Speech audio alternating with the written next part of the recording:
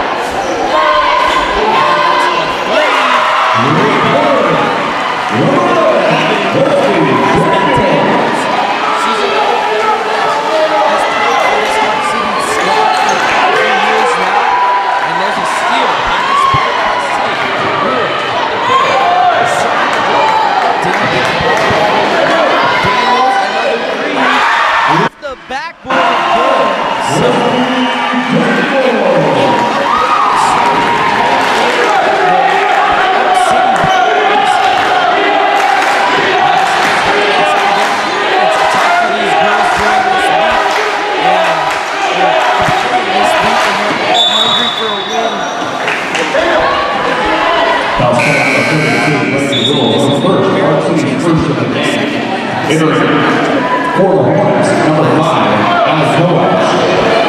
And number 20, Olivia Beans. Wolf driving on the inside. Dallas number 24, Andrew Poole. Her first, Park City 7. At the line shooting 2, number 14, Andrew Poole.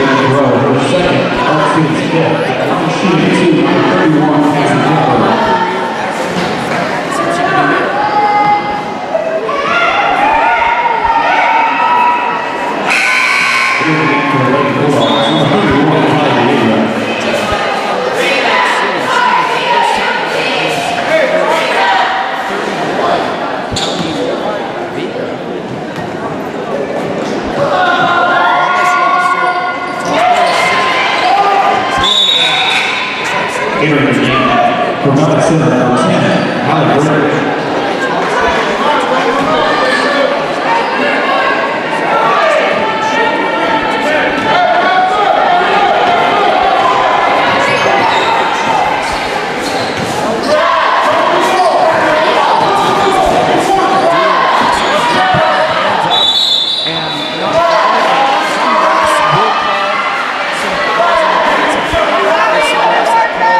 Foul call number 24, Andrew Cool, second, Park City sixth.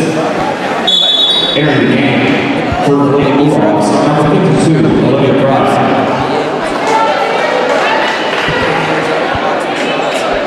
Get some steals.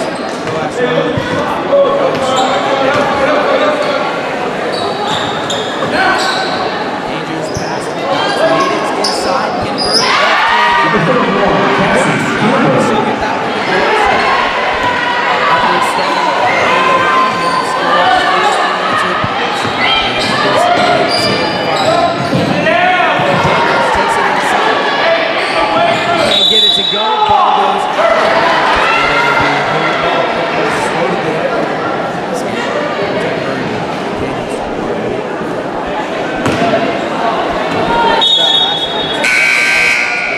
Entering the game from Mountain Center, number 11, Vanessa Meyer.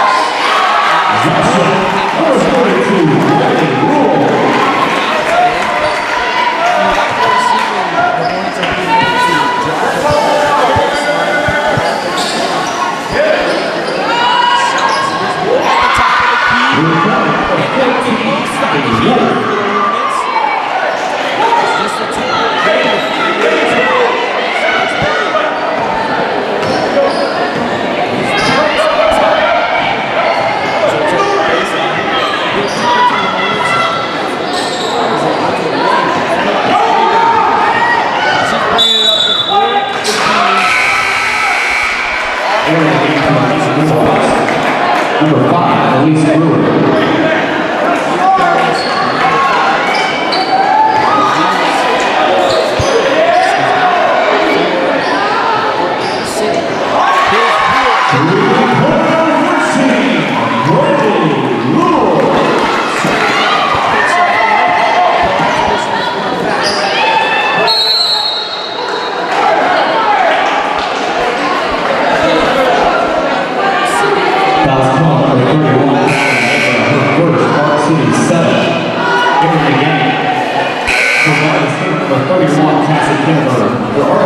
Number 10, Ellie Leslie, number 24, Andrew Cool. At the line shooting, number 11, Vanessa Meyer.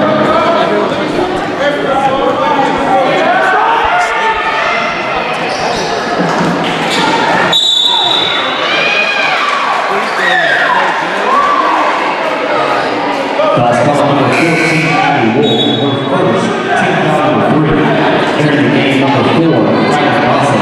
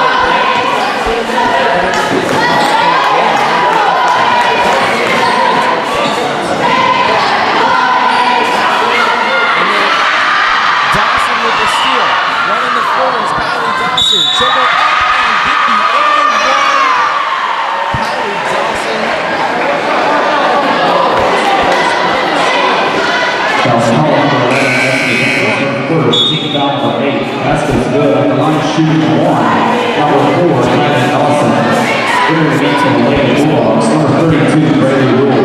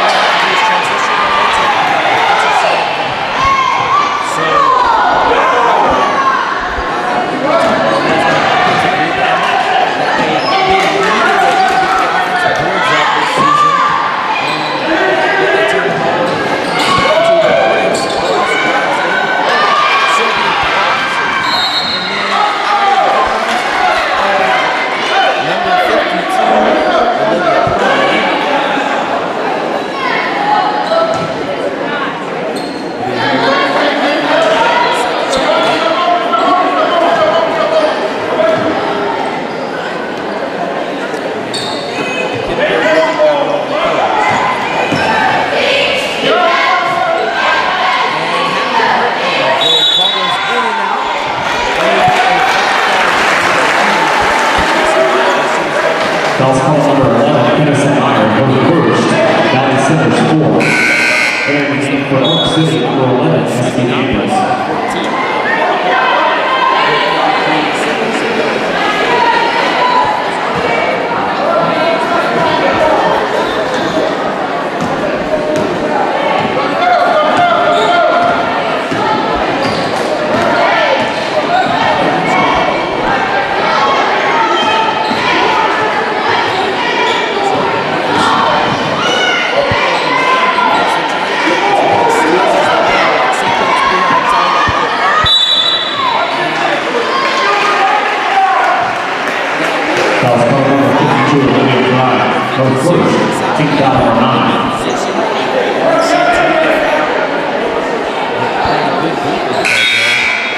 Entering the game for Valley Center, number 14, Abby Wolf, number 20, Olivia Stevens.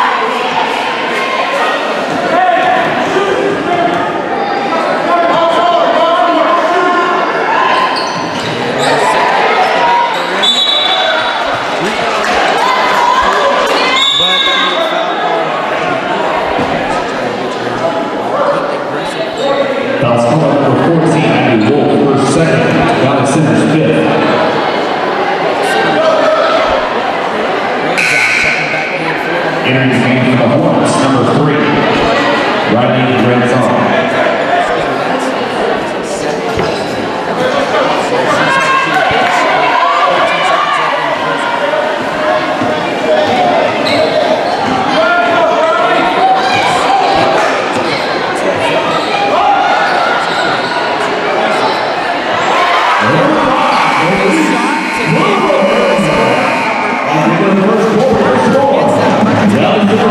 Mark City,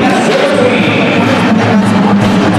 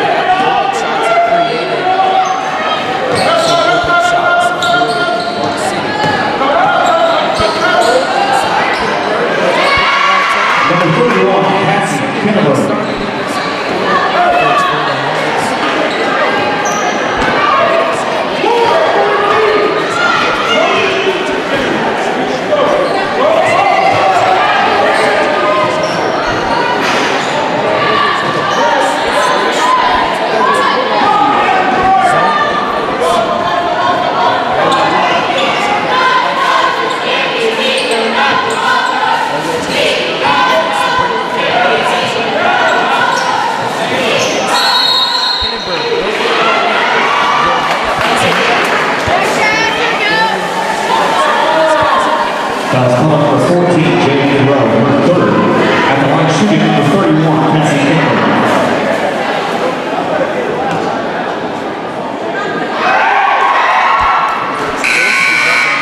Entering the game, Philadelphia Bulldogs. Number 12, Spirit Frazier. Number 31, Callie Abrams.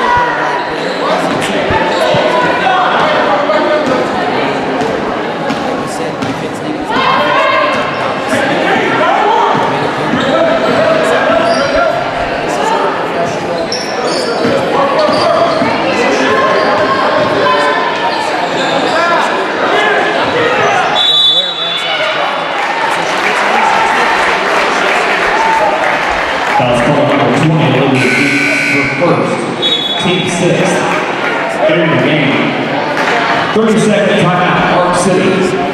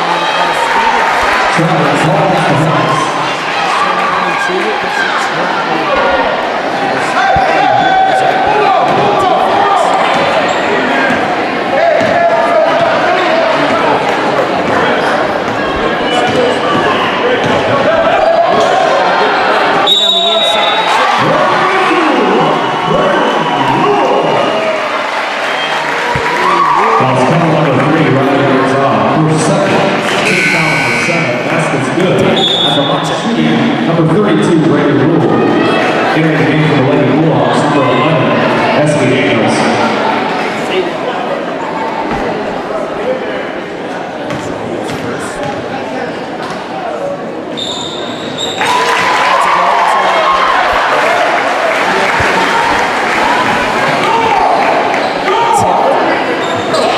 It was a 2-point attempt.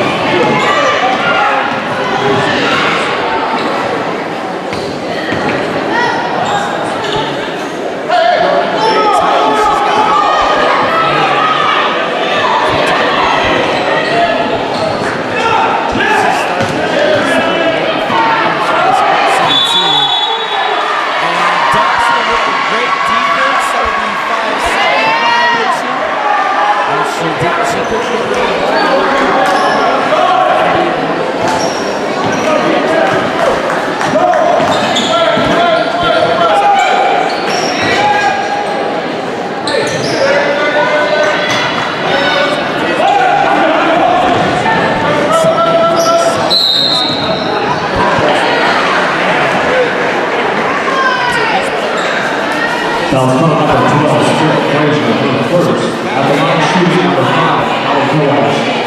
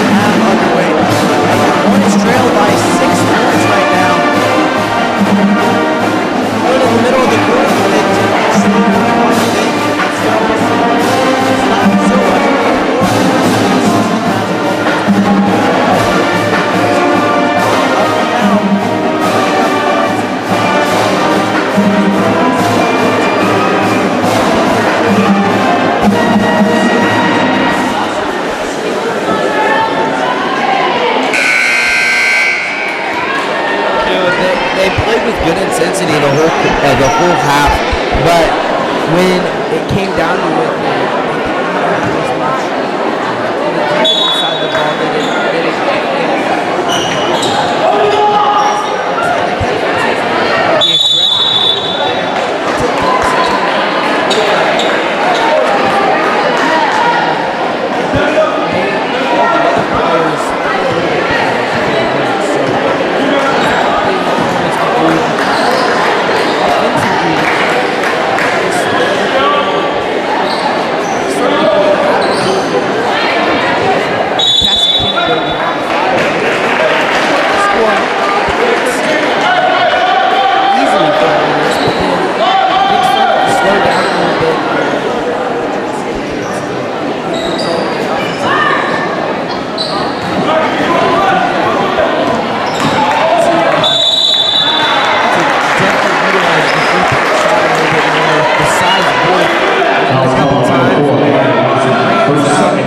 First of the half, Dawson. Brick have all had opportunities and have chosen to take it. One thing I noticed last play is the ref so far has definitely been a home court advantage here for Arc City. It's not like in the Colts, but they are staying poised and not letting it get to their head. So that's great to see. A lot of development from this team. We'll see if they can stay through with that at the end of the game.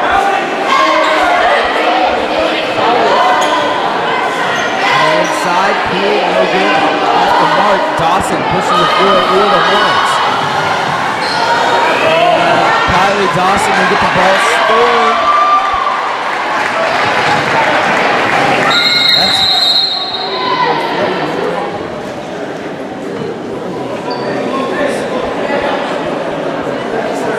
She saved the ball.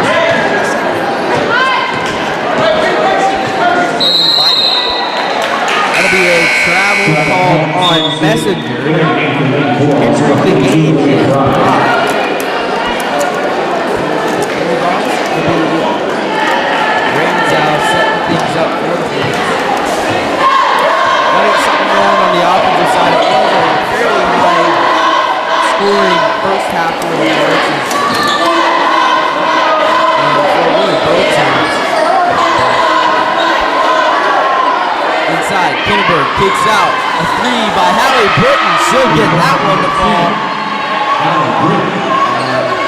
Now it's just a 3-point game. Inside out.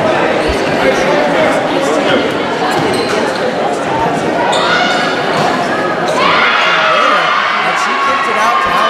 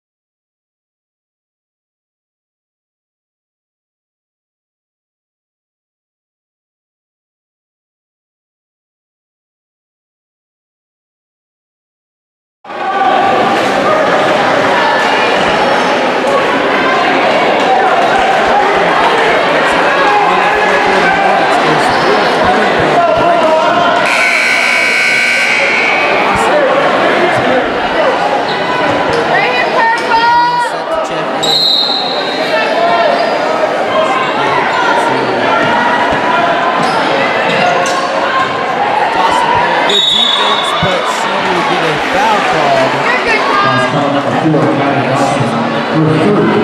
Bell Smith second. Frustrated with that call. That's our third personal foul. Coas probably going to try. Entering the game for the Hornets, number 5, Alan Kovac. The Hornets will go back to it. So they're switching it up between the man and 2-3. When Dawson, I believe when Dawson's in the game, which Dawson's great defense. Well, at least he's at the top. There'll be a travel on Pride. Bill, what do you got? Travel on Pride.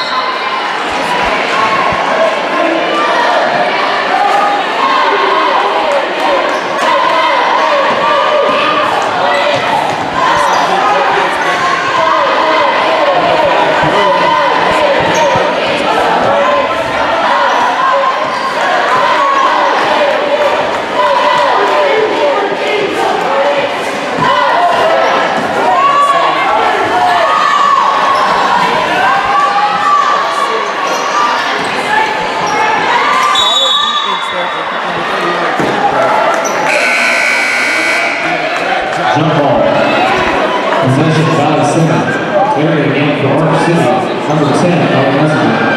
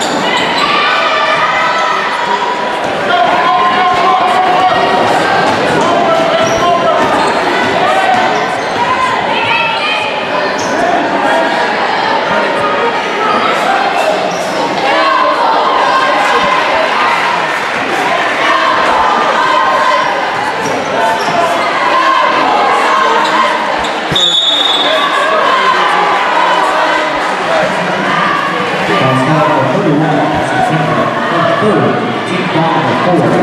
After line shooting.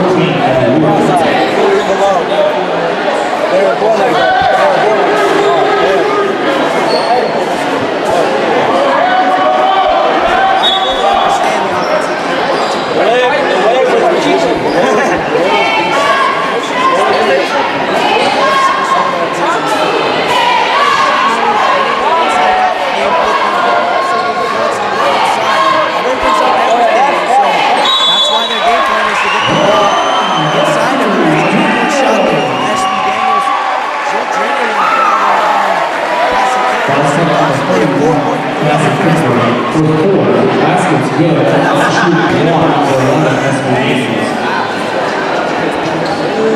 Tina is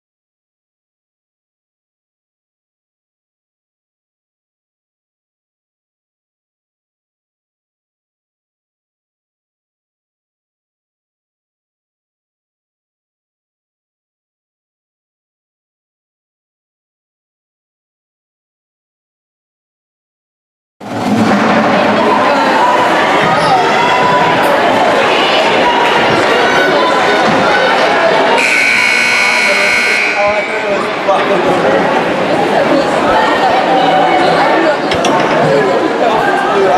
couldn't even hit the first one, so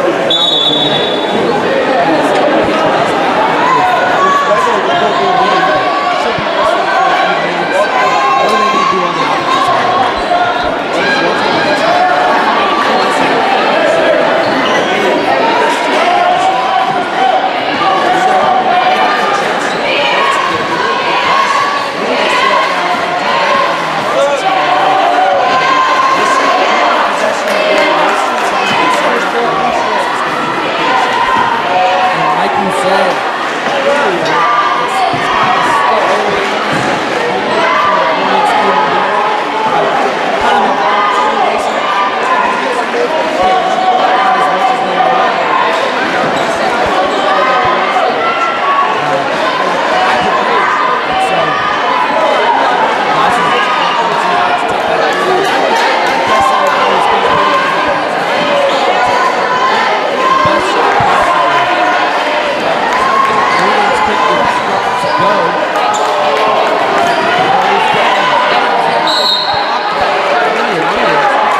ball goes out of bounds.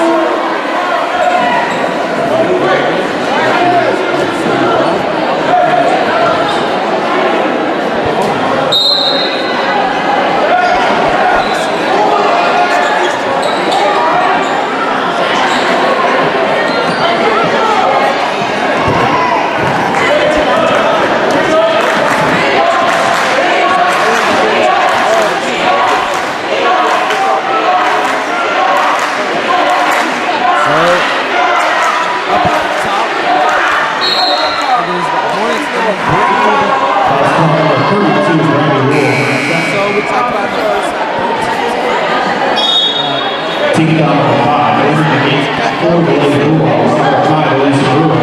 Number 12, Stuart Frazier.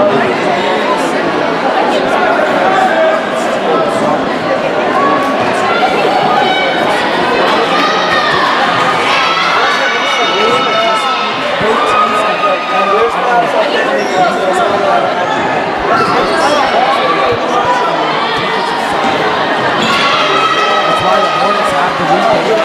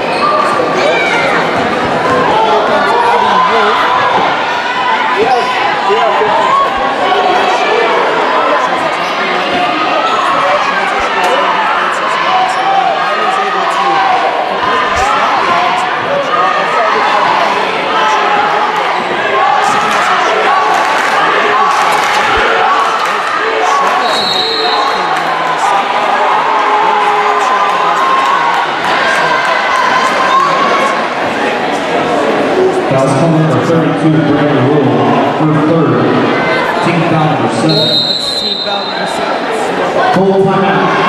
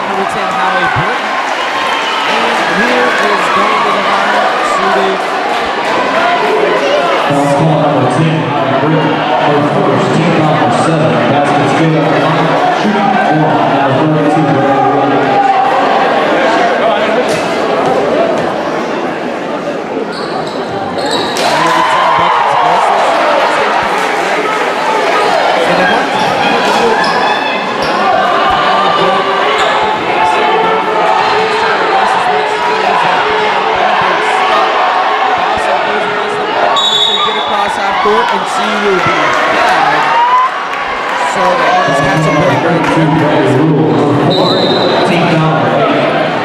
Dawson may have traveled before.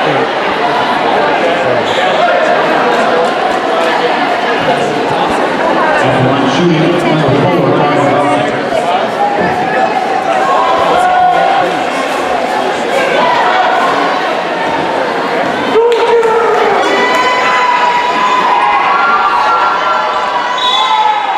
And she misses it first. Tries to get the rebound too soon. Game number 20, Olivia Williams.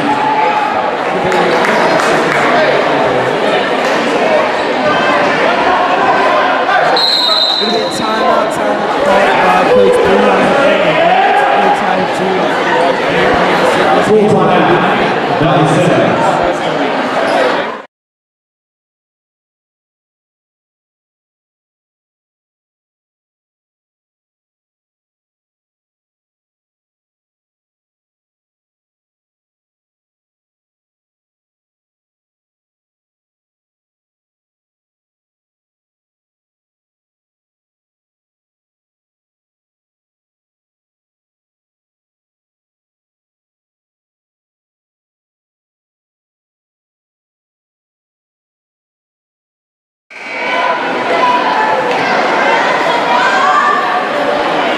So it'll be City Hall.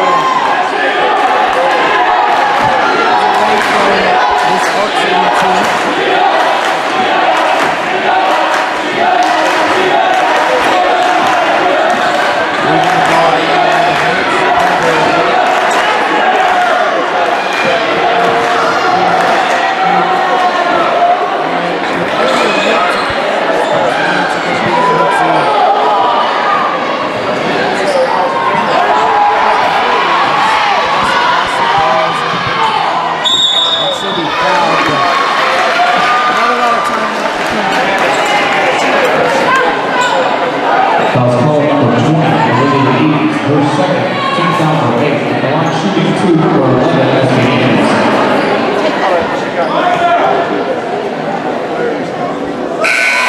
Once again, the Valley Center, 14 seconds left. City number 14, Jake Burrow.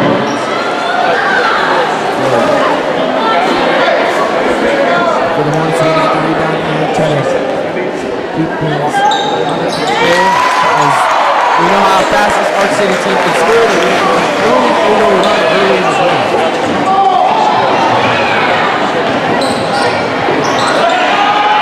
Britton almost gets the ball stolen. She's laying on the ground with the rule. And it'll be... we're waiting for a call from one of the refs. But it was a full timeout. And 36 seconds before the Hornets pick up the second win. Hold on.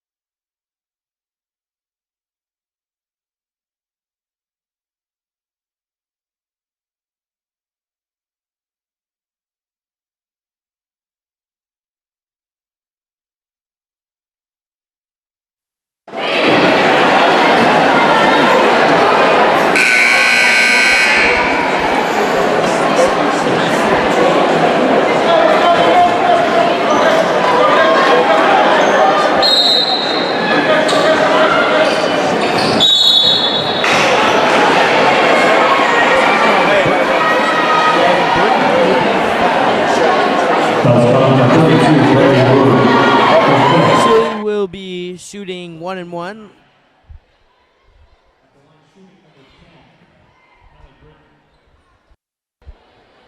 Allie Britton to shoot 2.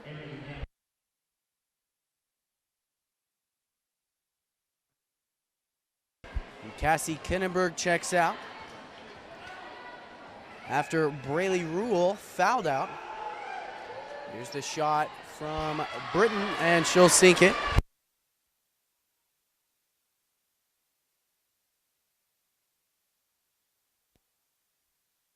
Here's Britton with her second. It is up and off the mark, off the back of the rim. Hornets holding on to a 9-point lead with 30 seconds left. And that'll be a tie-up underneath. Possession goes to the Hornets. They can get the ball in, get it across half court, and try to hold till the end of the game.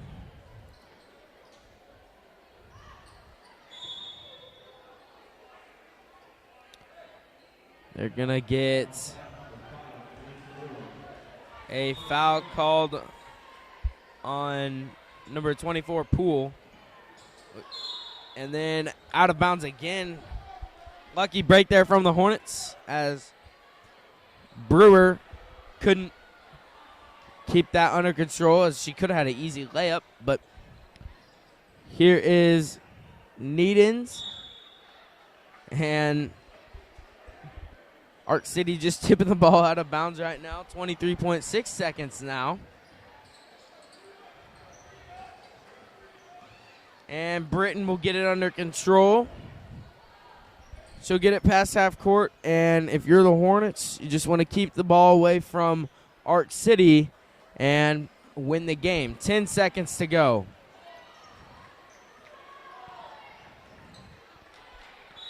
And they're going to call a foul on Daniels.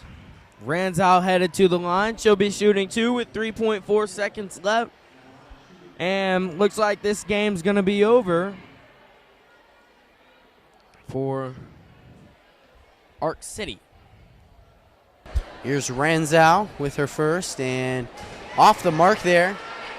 The Hornets lead by 9, looking to make it double digits, as they'll likely walk out of here as the winners, as they will by 10 points.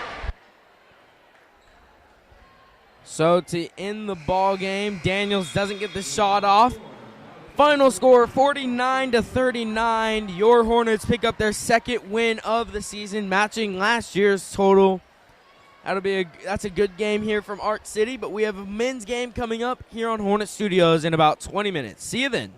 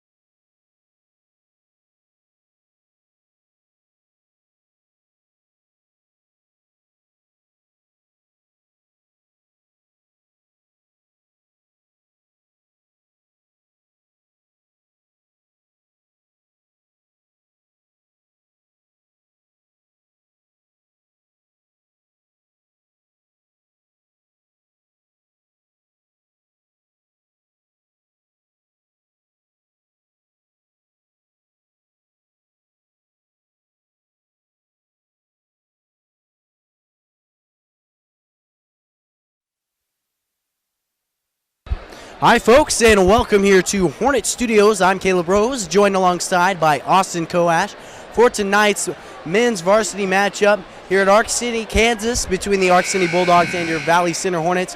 And your Hornets coming off a tough loss in overtime against the May South Mavericks, and they're looking to make up for that. They're really disappointed about that, and that was a tough loss, but they're looking to make up for that here. But first, we'll have the national anthem before the starting lineups.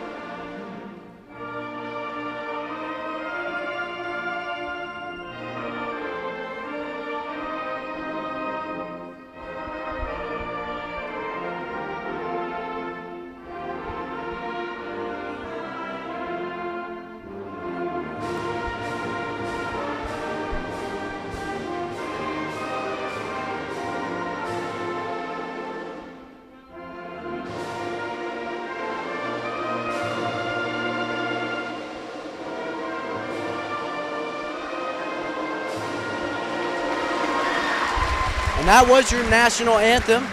But we're about to get these starting lineups underway. And this Hornets team, as they're saying, they're coming off a tough overtime loss at home versus Bay South. That was really a disappointment for them, and they're looking to make up for that here. Starting off right, here's number 3, senior Mason Burns, and really instilled a work ethic in this team. He always is competing to make this team better, and that's used to see. First up here for Ark City, that's Gabe Welch, and we've seen a couple years of experience out of him. Second on this roster, there's an active shooter in the building. That's number 10, Jacob Byrne. This kid can hit threes left and right. He'll be a threat, and he has yet to not get double digits in a game this year. He's had quite a season. Second on this starting lineup, that's Doug Stewart for the Ark City Bulldogs. And next up for the Hornets, number 20, Gabe Phillips. He's struggled a little bit as of late, but still putting up consistent numbers, and that's great to see. He's still playing aggressive and not slowing down. Next up here, a big part of this offense, Jamari Jordan. And he's going to have a big role to play tonight as the big man on this Bulldogs team. Fourth on this roster, student body president Ray Flora, and really an incredible leader of the team. We'll see what he does here tonight as the Hornets have a tough opponent. They'll need some leadership. Fourth on this roster, number 12, Hayden O'Toole, and he's going to play a big impact as well. Played sixth man last year and definitely ready to go here. Rounding off with some height, that's number 23, Braden Gray. Towers over every person in this gym with no doubt. And rounding off this roster for the Bulldogs, brother of former Kevin Clark, a player who dominated the league with the Bulldogs. His brother, Caden Clark, a freshman, that don't let that age fool you. He has a lot of potential and a lot of scoring ability. Plays almost identical. Just about everything he does is identical to his brother. So he's going to play just the same. He's going to be a guy to watch out from around the arc. Austin, what do the Hornets need to do? What do the Hornets need to fix from last game against May South to take home a victory here? You know, even though they lost that game against May South, they really played a full 4 quarters of basketball. They are really in overtime, too. There was just a few mess-ups, a few mental mistakes that the Hornets made that I think if they can correct those tonight, they're going to succeed big time in this ball game. This is a game that the Hornets believe they can win by a significant amount, and they're not underestimating the Bulldogs. As I was talking to Eli Isaacs today, which, by the way, he is not starting, but I talked to some of the players, and they're not underestimating this Ark City team, but they really want to get a big statement win like we talked about especially in league play, and this is the team to do it against. They've already done it against Goddard, a big win a couple weeks ago. So, but it is good to see because Isaacs, he is suiting up, he is fine, but he took a hard fall in the May South game, so he will not be starting tonight. Well, speaking of Isaacs, they'll get it off high pace and a missed shot there, but he underwent concussion protocol after Friday's game and eventually got cleared yesterday, but unfortunately not enough time to practice before his start, and so he'll be coming off the bench, but hopefully play a big role off the bench and cutting short a 6 straight game starting streak. And then another player who is not suited up tonight, Marion Pons, and he will not be playing in tonight's matchup.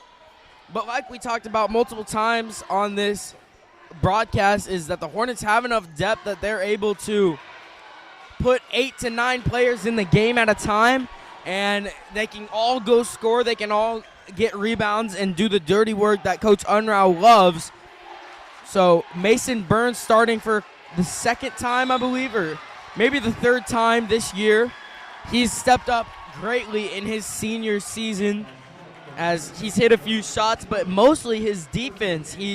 Right now he's guarding number 2, Doug Stewart, who I believe is who Coach Unruh thinks is their best player. And so he wants one of the best defenders, Gabe Phillips, or number 3, Mason Burns, to guard him. And 2 early turnovers for both squads.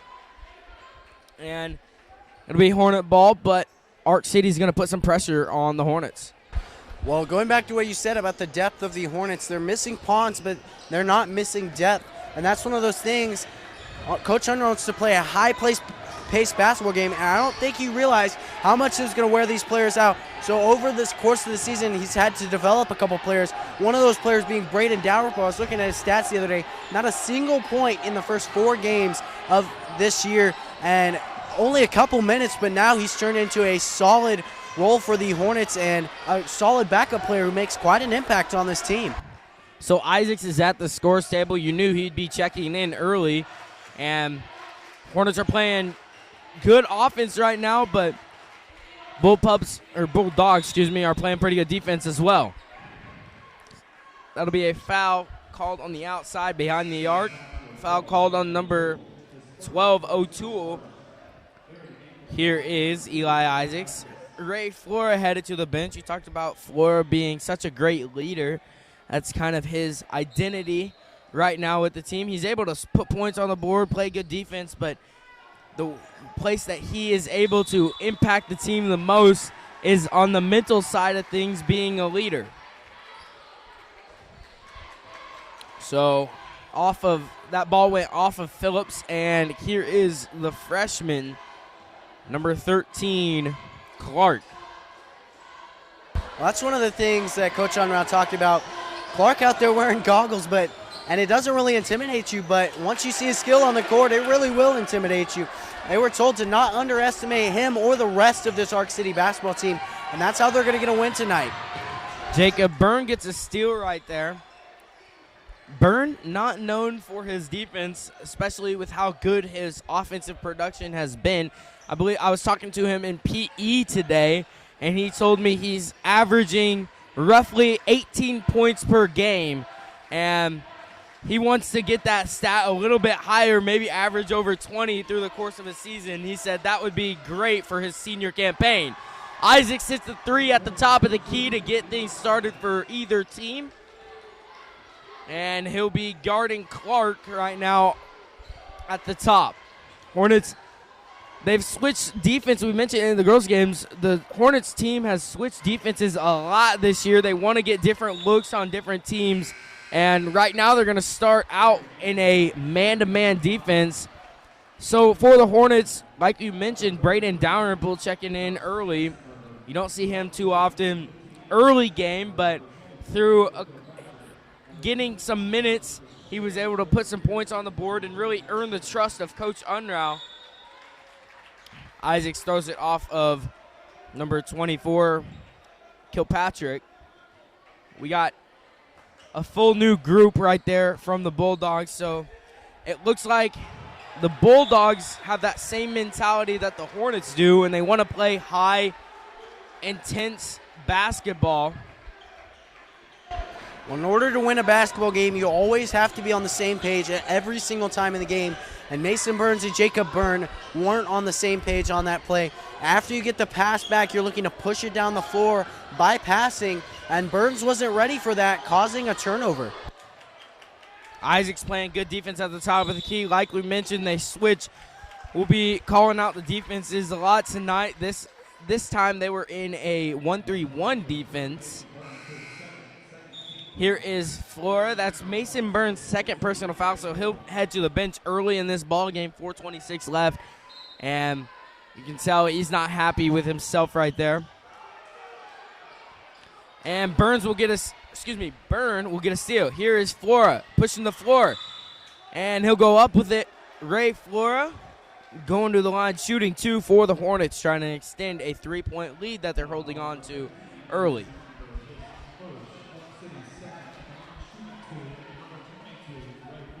Well, Andrew Schnackenberg, the foul there, also plays tight end for this Arc City football team. First free throw made there from Ray Flora.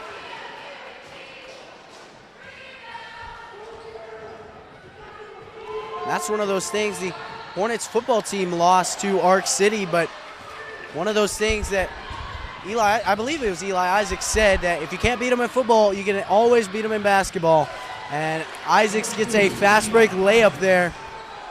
Sends the lead to 6. And the Hornets picking up the intensity. This is a loud gym. We talked about it in the girls' game of how loud this gym can get. And so if the Hornets can kind of stop the momentum from shifting to the Bulldogs, but that was the first bucket of the day, and that was by number 21, Pierce, for Arc City. Back in for Valley Center, Braden Gray and Gabe Phillips. Well, one thing that Coach Unrow made sure to mention is how loud this gym gets, and typically it's much louder than this. A large band in a small, echoey type gym, it's really hard to hear, and so you have to communicate really well. And I haven't heard much noise from this crowd or the band either, and so the Hornets are having an easier time. They're going to get a foul on 12, Hayden O'Toole. That's 24, Kilpatrick. They're also going to get a foul on Braden Gray. So both of those players pick up their first fouls of the night. Here is Phillips to Isaacs. Hornets trying to run pick and roll action with Gray, and Isaacs couldn't get there. But this dribble drive offense has been killer this year for the Hornets. And Isaacs tried to throw a lob to Gray. Ball out, Phillips off the mark. Gabe Phillips will airball. An unusual airball from him from 3. As usually when he shoots the 3 ball, it's either good or hits the rim. Checking in for the Bulldogs is that starting 5. And then for the Hornets, it was Jacob Byrne. Well, that's one of the things about Gabe Phillips is every single shot, every time he plays, every time he steps foot on the basketball court, he expects perfection from himself. And that's why he works so hard to do that. But when you unfortunately miss a shot like that, which it happens to the best of us, he's still really hard on himself and makes the mental game really hard. This is a big rivalry, and so it's easy to get in your head when you make shots like that. Isaac's doing a great job getting the ball down the court, but he'll lose it. That was Stewart. Stewart going to take a 3 of his own, try to get the lead off the mark. Gabe Phillips with the rebound. Hornets trying to set up an offense. Isaac's going to get inside the paint. And as we talked about, number 13, Clark just shot his first shot of the game. Almost an identical shot to his older brother, Kevin Clark, who graduated last year, we talked about earlier. Braden Gray couldn't get the shot to go, and then he'll throw it off of number 1, Welch, who was out of bounds. Good, smart play by Braden Gray right there underneath his own basket. Well, that's not the first time, and I've almost seen it double digits times from Braden Gray, and just shows his agility at 6'9". If you're able to make a play like that, not only basketball IQ, but a lot of quickness and talent there, then you can do just about anything on this basketball court. And so Jacob Byrne made the 3, and then they're going to get off the rebound a foul on number 12, O'Toole. That's his second personal. 15, Andrew Snackenberg checking in for Arc City. So the Hornets will get a chance to extend a lead right here that Jacob Byrne just got for them.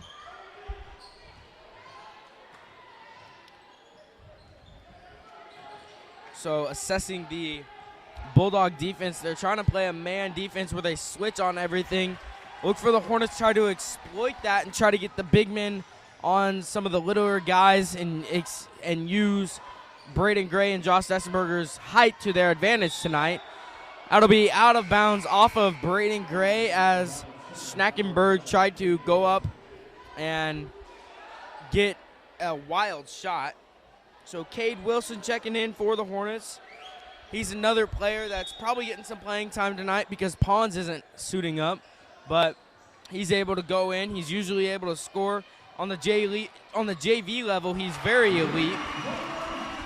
And here's Andrew Schnackenberg. Got that 3 to go, tied the ball game up at 9. We talked about Cade Wilson there, and they play very similar. They're both very quick and athletic. Jacob Byrne will drill a 3 there, his second of the game. But that's one of those things I talked about Braden Dalrymple earlier. They're trying to develop depth over time so they can continue to play that high-paced basketball later in the season. I think Wilson is another one of those guys they want to develop. No good on the 3, but Snackenberg gets the offensive rebound. And that was Jamari Jordan who got that to go, or didn't get that shot to go, but he'll be fouled going to the line. That's Byrne's first personal.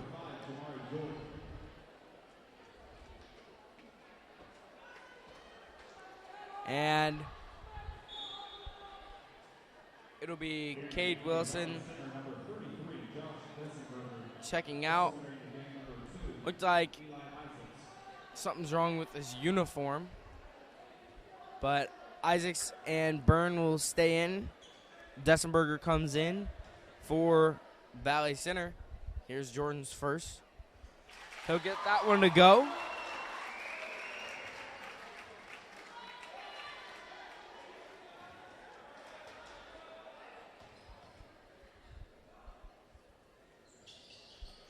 And he hits his second. 46 seconds left, 1-point ball game.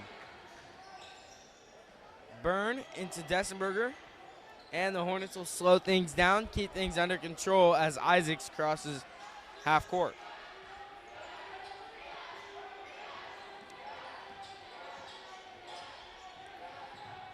Isaacs making some good moves to get inside. Gabe Phillips drives baseline.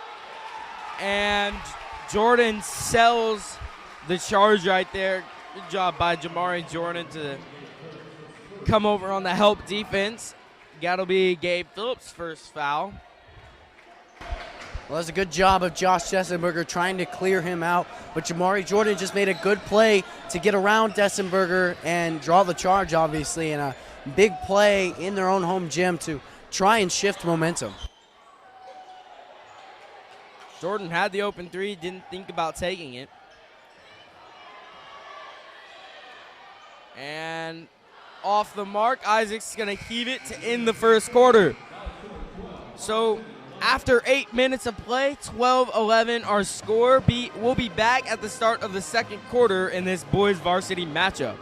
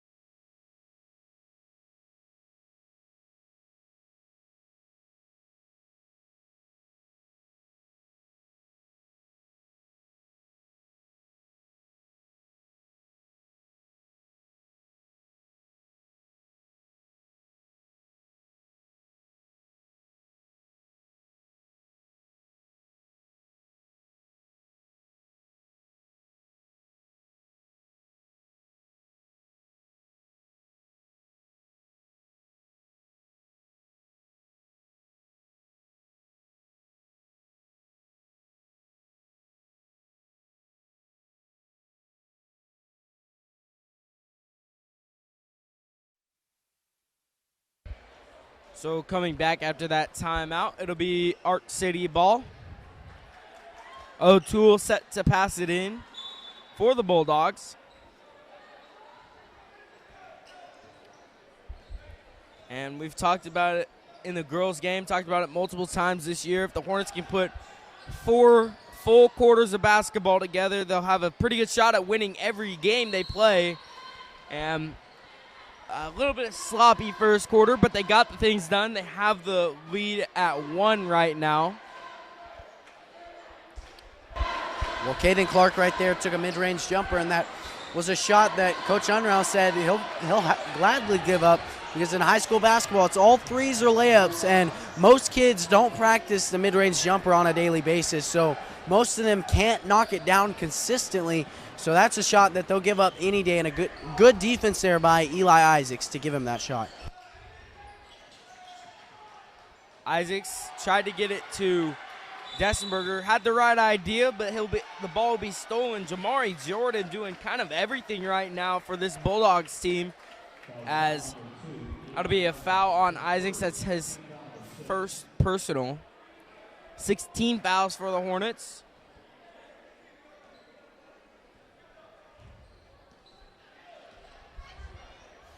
Here is Caden Clark and the Bulldogs. Burns playing good defense on Stewart. 50-50 ball won by the Bulldogs. Jumper no good, off the mark. Jamari Jordan goes up, and he'll be fouled. He's going back to the free throw line. That foul was called on number 33, Josh Dessenberger. Or excuse me, they're going to get Isaacs. That's his second foul in the last 30 seconds of play. And Jamari Jordan hit 2 free throws in the first quarter. He'll sink his first in the second. And Braden Gray checks in for Josh Dessenberger. Here's Jordan's second. One thing I like about him in the post is how active he is. And he just moves around. He's really given both Gray and Dessenberger a workout there. As he's constantly moving, he's constantly pressing those guys in the paint and making their job really hard, getting himself open quite often. So Phillips and company trying to do some work on the offensive end. Jacob Byrne going to take another 3. That one bounces off the back of the rim. Burns already hit 2, and I asked him before the game, just talking while the JV was playing, and I said, what would you do if you broke the school record for threes in a game? And he said, shoot another one. And so that was the most Jacob Byrne response you could get right there. But now it's a 3-point lead for the home squad, the Arc City Bulldogs. And now the crowd's getting into it. Hornets need a bucket right here to silence some things. And that'll be a charge. So Skibby will draw the charge on Mason Burns. That's Burns' 3rd personal foul. So he's going to the bench. And Ray Flora checks back in for the Hornets. Well, it's been shown with 2 charges drawn that the Arc City Bulldogs have the same ideals that the Hornets have. A charge is a really important foul, and it can often shift the entire momentum of the game. And there's already been 2 here, and the Hornets are going to have to learn to play against their own type of defense if they're not going to want to draw charges. Braden Gray blocks Pierce out of bounds. It'll be Bulldog ball underneath their own basket.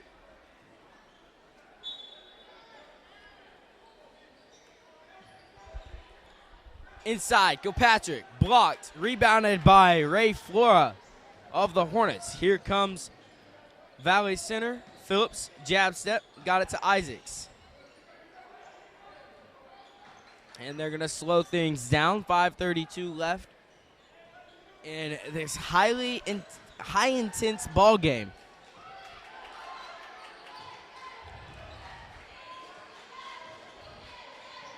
Phillips lost it, could have got the ball back, but instead he turns around, and then off of the transition offense, it is number 10, Brock Mers gets his first bucket of the night. Now a 5-point ball game.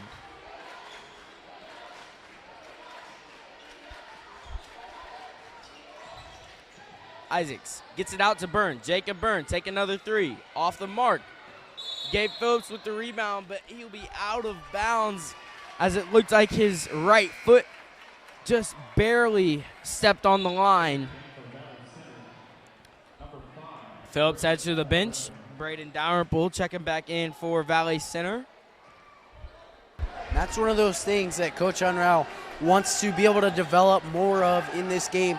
There's 4 minutes left in the half, and he wants to be able to put someone in there who's going to play consistent basketball, but also he doesn't want to have to waste the energy of his starters. And so that's what he's trying to develop there. But a timeout, a needed timeout by the Hornets as they trail by 7 points. We'll be back here at Hornet Studios after a short commercial break.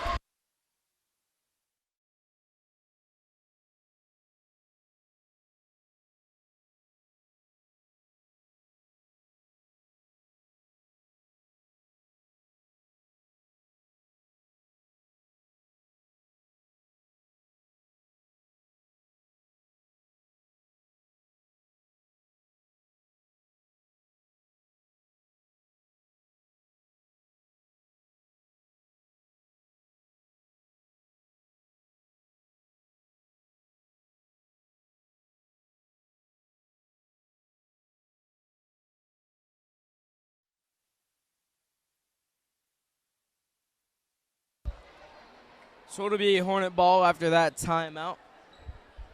Burns set to check things in. Got it to Dalrymple. And Mers fell over right there. That may have been a steal if he wouldn't have fallen. But Hornets luck out, and they're running their half-court offense.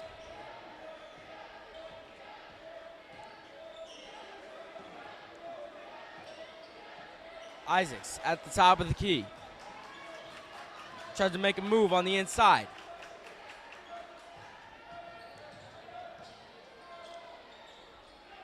Got it to Byrne. Isaacs dribbles baseline. Inside, he'll go up with the jumper off the mark, but he'll be fouled.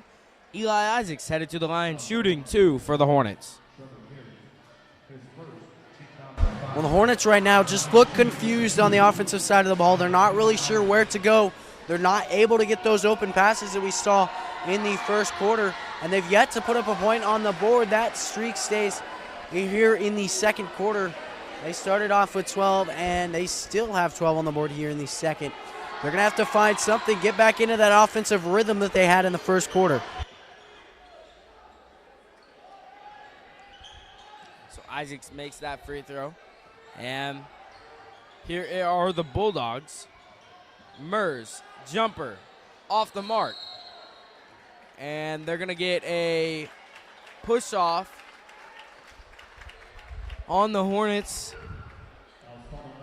That'll be called on number 5, Braden Dalrymple. It is Braden Dalrymple's 17th birthday today, so happy birthday, Braden. And here's Schneckenberg at the line. His first is good. 7-point ball game. Schneckenberg at the line, shooting one more and try to make it an 8-point lead. Can't get it there, but Mers with the rebound, and Arch City's going to have a new chance to put some points on the board. Well, one thing that Coach Inzi mentioned 5 or 6 times this week, when the Hornets win the rebounding battle, they will win the game. It's a clear statistic parallel, and the Hornets haven't done a good job of rebounding right now. They've let up a couple notable offensive rebounds, and you can't win a game if you're giving up offensive rebounds. You have to take the ball away and not give up second chance points. That's vital in winning a basketball game. So Isaacs got it to Phillips.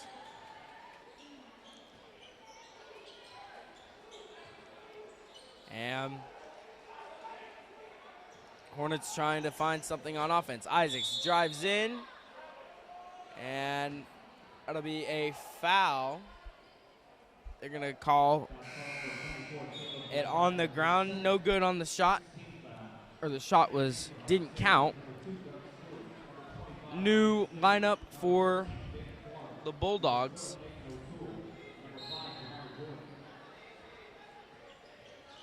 Jacob Byrne out for three. He'll knock that one down. That's his third on the night already. Well, what the Hornets need to do is continue feeding the ball to Jacob Byrne, because once you get him hot, there's no stopping him. You get him open, you feed him the ball time and time again, and this lead is nothing anymore.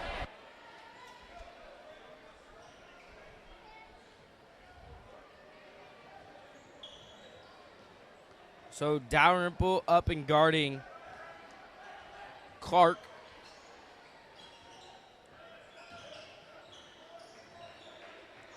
Hornets playing their man-to-man defense, not switching anything, just playing as hard as they can. Off the mark on the shot. Jamari Jordan on the rebound. He'll go up with the floater and get that one to go. Phillips going to bring things up himself. Jordan has 8 points on the night. Hornets got to find a solution for him. And I think the first thought was to get Braden Gray in against Jamari Jordan, but that's one of those things, as he's listed as not only a center but also a forward. He can get around the edge and he can play good basketball from around the arc. As Braden Gray gets a putback for two, but he can play anywhere on the court. So Braden Gray, who mainly plays in the post, is not going to be a solution. O'Toole gets the bucket there. And if you're the Hornets, you can put pressure on, but you don't want to get beat on the back side. And then that'll be a foul called on number 2, Doug Stewart. It'll be nice to get him in foul trouble. Hasn't done much on the offensive end for this Bulldogs team, mostly because whoever's guarding him is face guarding him and not letting him get the ball. Flora and Dessenberger check back in for Valley Center. Isaac's at the line, shooting a 1-and-1.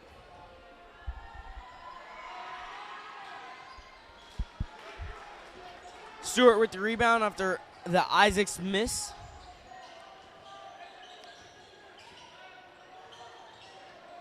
Stewart in the corner. Set play off the mark. Goes out of bounds, and it'll stay with the Bulldogs.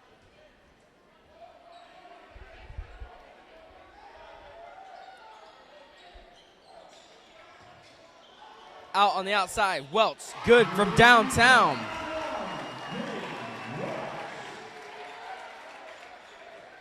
Hornets need to get something going on the offensive end, but really stay with their man on the defensive end. They're choosing to run their man defense, and they're getting lost through all the picks and the screens that the Bulldogs are doing. Phillips drives in with his right hand, gets that floater to bounce in. 7-point ball game. Well, that's one of the things I talked about with the Hornets. When everybody scores, when a lot of people score and everyone gets involved, they're more likely to win. Arc City, who has the lead right now, 7 players have scored on their team. And it's tough to stop a team when everybody on the team is a shooting threat. Off the mark from three-point range, but it's tough to play tight defense, especially a zone defense, when everybody can shoot well. And there it is right there. Welch missed, but on the inside, Schnackenberg fouled Dessenberger, and Dessenberger will be at the line shooting for the Hornets. Jamari Jordan checking back in, as that's Schnackenberg's second foul. Dessenberger, the better free throw shooter of the 2 big men on the team. Checking in for the Hornets is number 15, Hunter Stacy. Don't see a lot of action out of him, but when he can come in, especially on the JV level, where we see him the most, he's able to create space. He's a great defender. Let's see what he can do with his varsity time. We talked about when some of these players that don't get as much time in the game, but Coach Unruh wants to put them in to get them some experience, but also get some of the starters a rest. on the bench, then it's really helpful to have somebody that could go in and get good minutes. That was a foul on, looks like somebody on the Hornets. The ref not calling anything yet. We're going to get a foul on number 33, Dessenberger. It almost looked like the call could go the other way, but with 18.8 seconds left, Jamari Jordan back at the free throw line for the Bulldogs. We talked about Hunter Stacy and him being dominant at the JV level, and that's one of those things. Watching the few JV games I've watched, I like the future of Hornet basketball. Not only is it a good team, but it's a team that continues to improve day in, day out. They are improving, and that's great to see. And I'll be excited next year when a lot of these JV guys are playing varsity. They can get a lot done. Jordan got his second free throw to go. I'm not sure he's missed at the free throw line tonight. So the Hornets have 10 seconds to get something rolling before halftime. Try to make a shot. Phillips at the top of the key being guarded by Mertz. He goes in. No good on the floater, and that'll be the end of the first half. 29-21 our score. Your Hornets down by 8 to the Arc City Bulldogs. Stay tuned for the second half right here on Hornet Studios.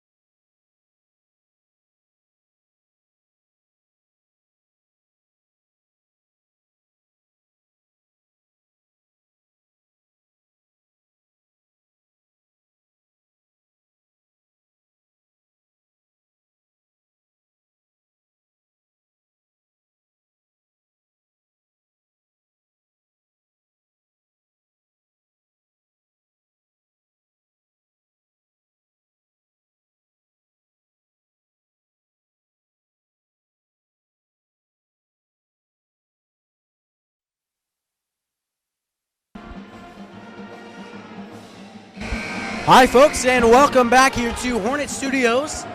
One half of play is through, 16 minutes of basketball is through, and your Hornets trail by 8 points right now. And they struggled quite a bit in the first half with offensive production mainly. In the first 4 minutes, they didn't get a single bucket of the second quarter, and that was really tough to see. But then on the defensive side of the ball, everybody scored, and so I'm thinking they're going to shift to a man defense here in the second half. Good block by Braden Gray. Get defense started off right, but here we go in the third quarter. Rebounded by Phillips right there. But like you were talking about, the offense struggled there in the second quarter. And I think that's due to the fact that not a lot of movement went on inside the three-point line. Most of the movement was on the outside of the three-point line. Jacob Byrne hits another three. That's his fourth on the night. We're going to keep a track of that because if Byrne gets hot, he's definitely one to break a school record this year. But like I was saying, on the offensive side of the ball, they run that dribble drive offense, and in the first quarter, Eli Isaacs especially was doing a really good job of getting on the inside, getting into the paint, and then kicking out. But they weren't able to do it as much in the second quarter. They're going to get a foul on Phillips. Gabe Phillips holding his right knee. Not sure what happened right there. Looks like he'll be okay, but we'll keep an eye on that. That's his second personal. Here is O'Toole at the line. Well, when you're running down there as a defender trying to stop that transition bucket, you're more likely to foul. You're more likely to get rid of your basics of defense that you were taught, and that's one of the biggest reasons Phillips fouled there. It's a shot from Hayden O'Toole, his first, and it's through. He has 3 points on the night. And they'll send Gabe Phillips inside on the paint to likely rebound. Jamari Jordan back deep as the defender. And off the mark there. It'll be out of bounds. So the Bulldogs luck out right there. Braden Dalrymple checking in for the Hornets. Phillips will head to the bench. Underneath is Doug Stewart of the Bulldogs. Got it to Welch. He missed on the rebound. Long rebound for Byrne. He'll bring it up the floor. Looked like he was thinking about shooting a transition three, but everybody turned it over trying to get the ball to Braden Gray. Other side of the floor, O'Toole brings it in. Blocked by Gray. He'll get the ball. And then here comes Byrne running the same side of the court that he did earlier. Isaac spin inside. Left hand off the glass. Beautiful move by Eli Isaac to bring it within 4. Well, one thing that really brings electricity to this court is Eli Isaac's ability to finish from just about any position. And he's done it all year. You can put him in just about any position on the court, and he can somehow finish a layup. A layup by Jamari Jordan around Braden Gray. That's something I've noticed throughout this game. Jamari Jordan is incredible in the post. He moves around a lot, and he really gets Braden Gray and Josh Dessenberger's work in. But also, just like the girls team I talked about, he plays much bigger than 6'3", which is what he's listed at on the roster. They thought that Braden Gray was the solution to him, but he's been able to shut down Gray defensively and produce offensively in the paint as Eli Isaacs knocks down a three there. So Isaac's starting to heat up in this second half. 5 points, the last 5 points for the Hornets. And then he'll get a steal. Isaacs, 1-on-2. He'll slow things down, get it to Braden Gray. He drives in, and they're going to get a block on number 12, O'Toole. Good call right there. The crowd didn't like it. The home crowd didn't like it, but doing a great job is Gray to give a little bit of a sidestep there so that O'Toole didn't have good position on him.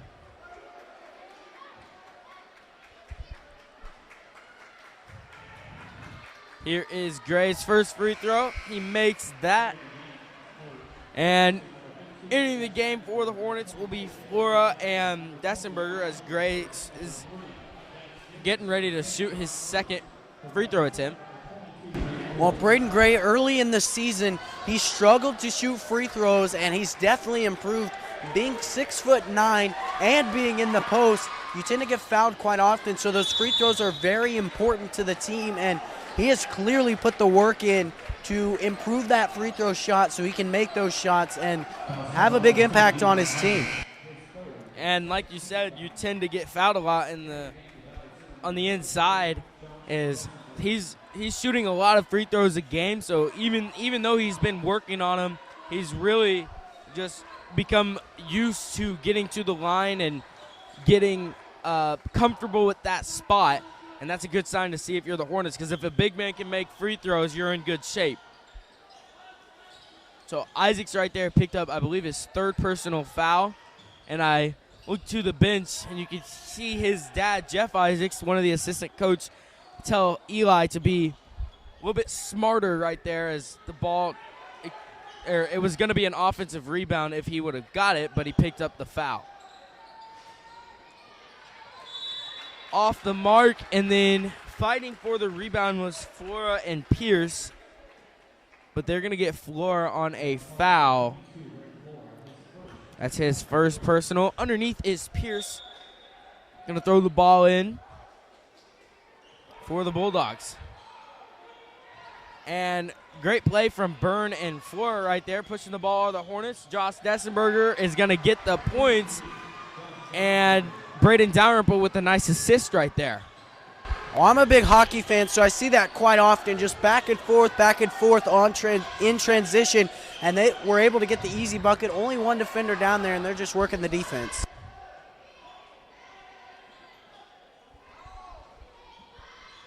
And then Isaacs will get the steal on Kirkpatrick. He's going to go and get the easy two. That's a lead for the Hornets for the first time since early second quarter. We talked about how important it is for the Hornets to gain momentum and keep momentum, as we know this gym can get loud. So the Hornets doing a great job. That'll be a timeout. Timeout called by the Art City Bulldogs. Will be back when the play resumes.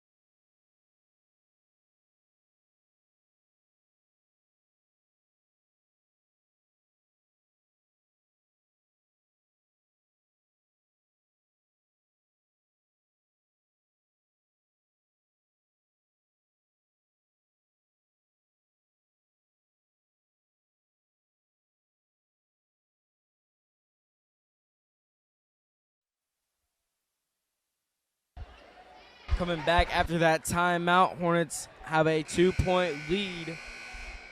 It'll be Arc City ball. On the court is Flora, Byrne, Isaacs, Dessenberger, and Dalrymple.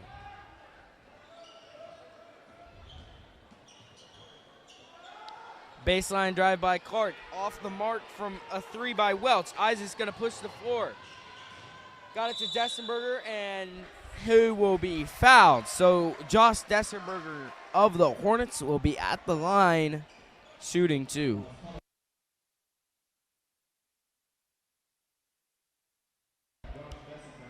That is Hayden O'Toole's fourth personal foul, so good to get him in foul trouble, as he'll be going to the bench for a while. Dessenberger misses his first.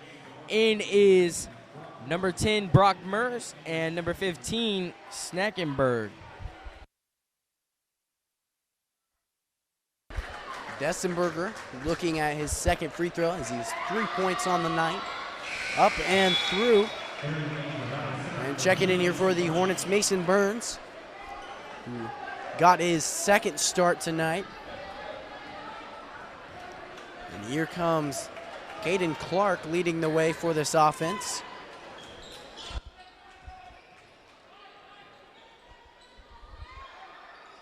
And good cut by Clark. Isaacs, great defense. And Snackenberg no good. Jordan will be fouled on the follow-up. And Jamari Jordan, who I believe is still perfect from the line, is going back to the charity stripe.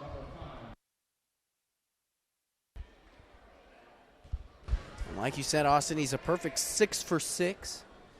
And he'll keep that perfect resume. Makes it 7 for 7. Burton grabbing his second foul of the night. And here's Jamari Jordan's second. Off the mark there, grabbed by Dessenberger. And Isaacs will run the point here for the offense. Under 3 to play in this third quarter. Dalrymple, a 3 in the corner. Off the mark, offensive rebound by the Hornets. Byrne out for 3. And that one doesn't go. Clark and Merce pushing the floor. Snackenberg inside and 1 for Andrew Snackenberg. He'll be going to the line to try to put the Bulldogs on top as we are tied at 35. And Josh Dessenberger went up to block that. He's still down right now. And taking his time, he must have got hit in the face or something. He went down almost immediately after that foul call. And though Dessenberger will get the foul, Gray will substitute in for him. And Dessenberger takes a walk to the bench. Hornets hope to keep him in this game as they need him for sure with this high-paced defense. They can't risk putting in Braden Gray the whole time because you get tired and you tend to make mental mistakes. They need someone in the post for sure. And then they're going to get Mers on a foul as Mason Burns was driving around the three-point line. On the side is Byrne. Checking it in. He'll get it to Isaacs. So we have a tie ball game. Hornets trying to take a lead. Byrne on the inside. Isaacs out for 3. Another one off the mark. Rebounded by Gray, and then he'll get that bucket to go. Braden Gray doing work on the offensive rebounding aspect in this second half. Well, that right there is why NBA big men make so much money, is because you miss a shot like that, and typically it's right on to the next possession. But a good board there by Braden Gray, an offensive board, and grabs a 2-point bucket after the putback. Here is Stewart. Drives with the left hand on the inside. Crafty move to get it to Jordan. And Jamari Jordan going back to the free throw line. He is 7 for 8 tonight. And that'll be another foul called on Burns. Mason Burns, I'm not sure if Coach Unruh knows, but he does have 4 fouls with 1:35 remaining in the third quarter. But Dalrymple checks out. Jamari Jordan at the line, gets that one to go. 8 for 9 tonight. It'll be a timeout. Timeout. Art City will be back after a short commercial break.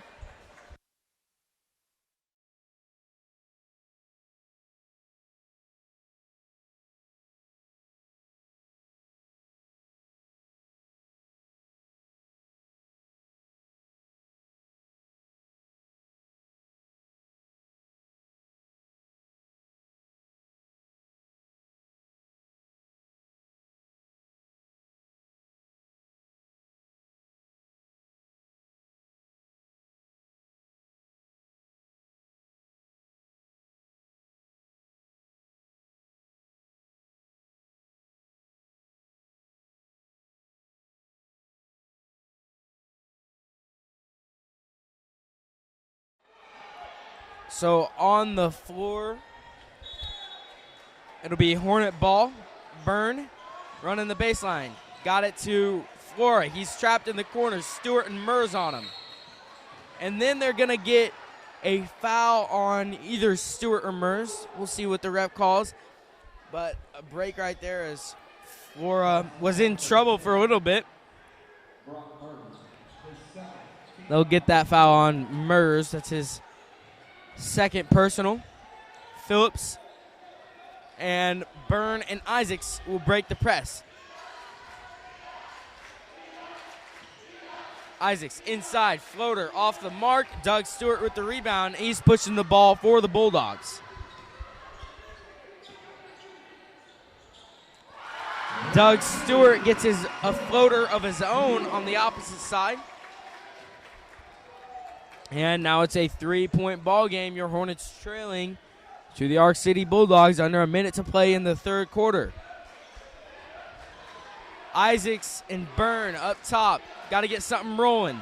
Isaacs sets up for three. Off the mark. 2 misses in a row for Eli Isaacs.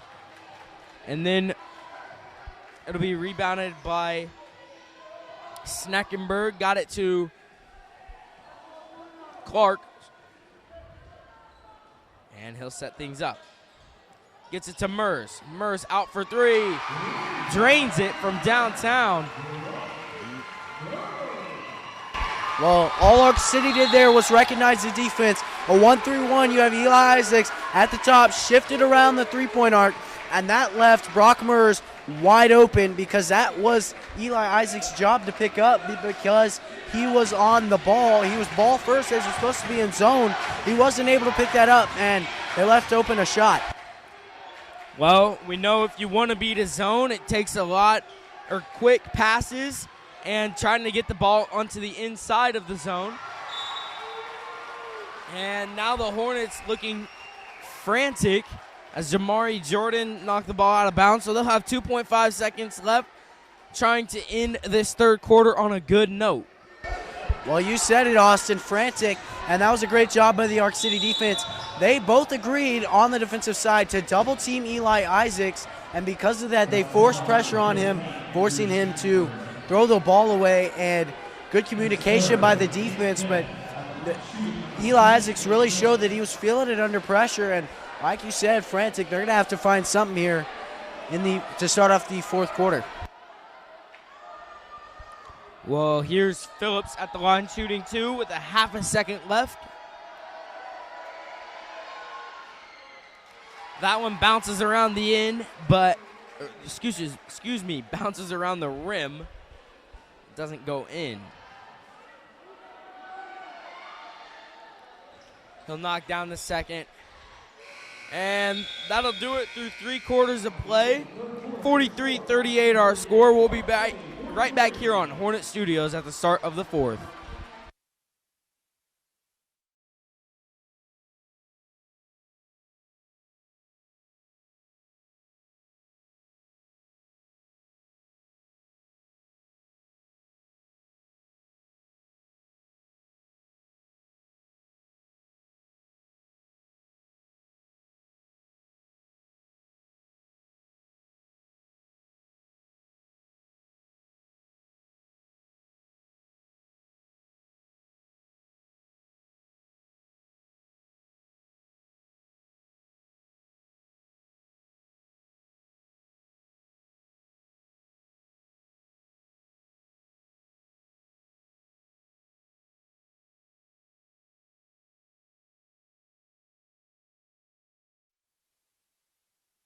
And we're back here at Hornet Studios. Right there is the freshman basketball team, and they've been carrying the student section.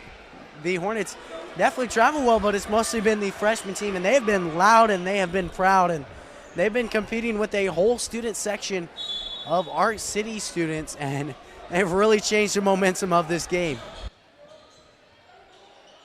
So it is a 5-point deficit for the Hornets. They got 7 minutes and 50 seconds to figure things out, try to get a big league win here in Arc City, Kansas. Well, you said it, a big win. You talked about this being a statement win, and this is a win that the Hornets need, especially them being in their league. And a foul on Jamari Jordan. Great job by Byrne right there to fight for the rebound and then get in the head of Jamari Jordan as he was trying to steal the ball. Elbow to the face right there from Byrne. Well, being a team that takes a lot of charges, these players definitely know how to act on the basketball court. They can turn anything into a foul, and they've been fouled quite a bit this season, and that's one of the biggest reasons why. That'll be a jump ball. Possession goes to Arc City. And so the Hornets will have to pull out their 1-3-1 press.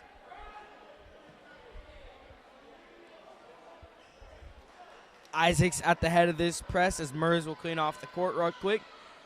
Isaacs at the head of this press gets a lot of steals with his lengthy arms. He's able to tip the ball around, but right here, Arc City breaks it. And Murs, right as I was saying that, Murs crossed half court and then came back. That'll be a backcourt violation. Hornet ball. Jacob Byrne checking it in.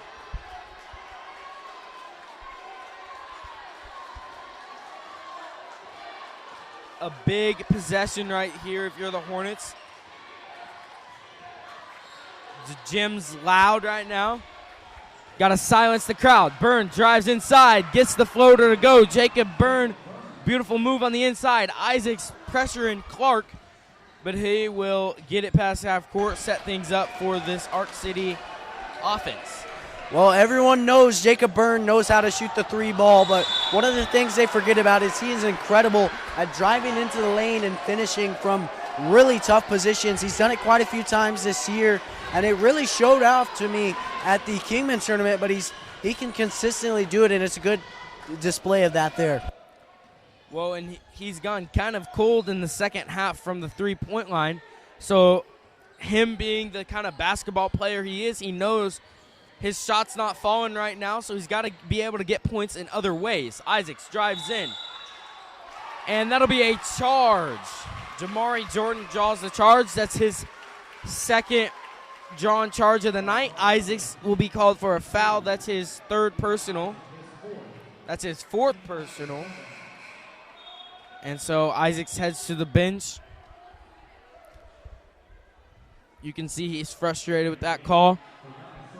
If you're Eli, you can't get too frustrated at this point in the game. He's going to get another chance to come back in, and he's going to have to go have a short memory. We talk about in basketball having a short memory, and you may have made a mistake one play, but you got another play coming right back up that you need to go score.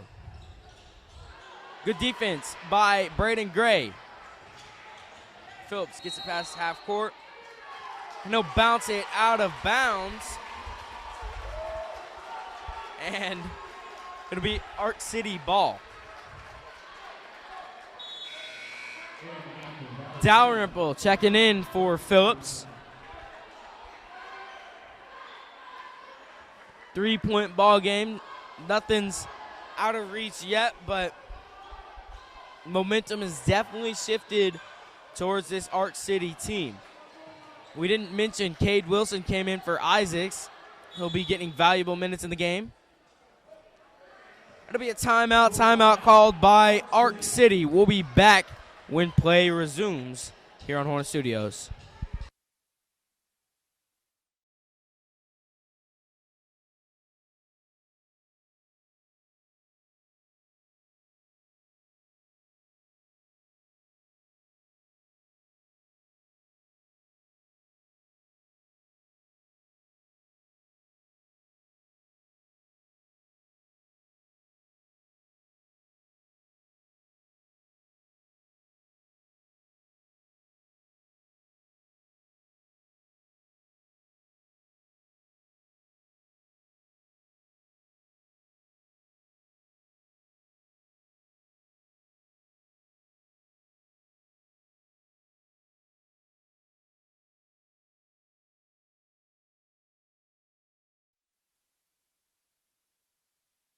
.551 remains here in this contest, and your Hornets trail by 3 points here in Arc City, Kansas against the Bulldogs, and it's been a back-and-forth game, but the Hornets need to finish strong, something they've struggled to do all season, but their offensive production picked up in the third quarter with 17 points, and that was compared to 21 points in the first half, and so definitely good third quarter production. We'll see what they can do finishing off the fourth quarter, as they've only had 2 points up to this point. Rebounded by Flora off the missed shot from O'Toole. Here is Cade Wilson setting things up for the Hornets. Inside to Gray, inside out game to Braden Dalrymple, off the mark from three-point land, and then it'll be a foul called on number 11, Wilson. That's his first personal. 18 fouls for the Hornets. Checking in for VC is number 3, Burns, and Isaacs, number 2. But it'll be O'Toole at the line for Arc City. Hayden O'Toole 1 for 2 from the free throw line. Shots up and off the mark, but an offensive board there by Arc City. Leading the way is Doug Stewart. Over to the right side, Kilpatrick. Down the top of the arc. O'Toole to Stewart. Hornets got to play solid defense. They're in a 1-3-1.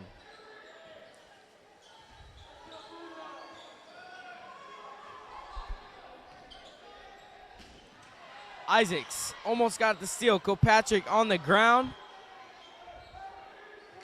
And Stewart will take a 3 off the mark. Rebounded by Dalrymple, and he will be fouled by number 3, Dax Givens. Braden Dalrymple going to the line, shooting a 1-and-1 for the Hornets coming up.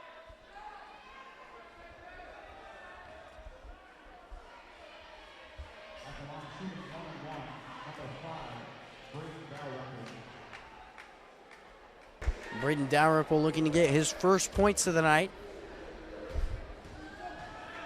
He's taken through 2 3-point attempts up to this point. Off the mark on that free throw. And so Arc City takes over.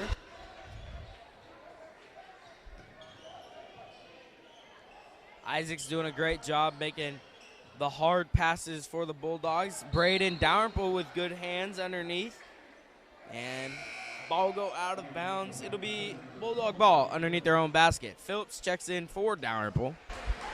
Well, that's one of the things about this zone defense is you have to be aware about what's always, from every angle, what's going on the court. You have to be ready to jump a pass, to swat a pass, or to take over, or to be predicting passes. You have to know what's going on everywhere at every time. And good job by Braden Dalrymple to deflect the ball.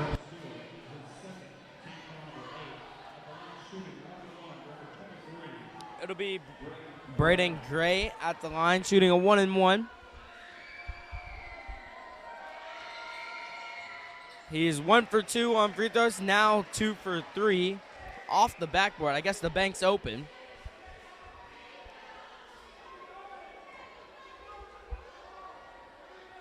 Here's Gray trying to make it a 1-point game. Off the mark, rebounded by Snackenberg.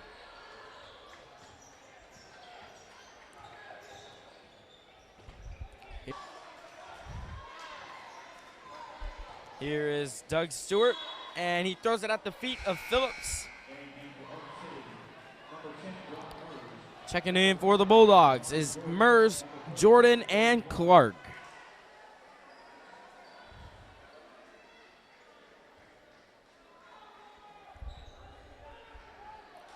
Clark into Stewart.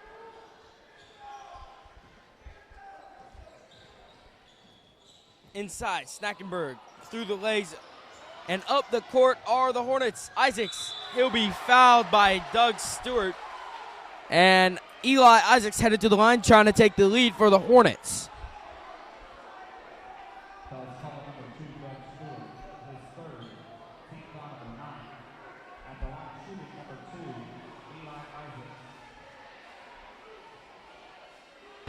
Isaacs to shoot 2 here after that shooting foul. Shot is up and it's through. And the Hornets will take a lead, the third that they've had in this contest. 3:15 remaining here in the fourth quarter, and no better time to take a lead.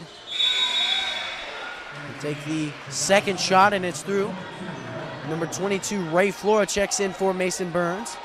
Hornets running the 1-3-1 press.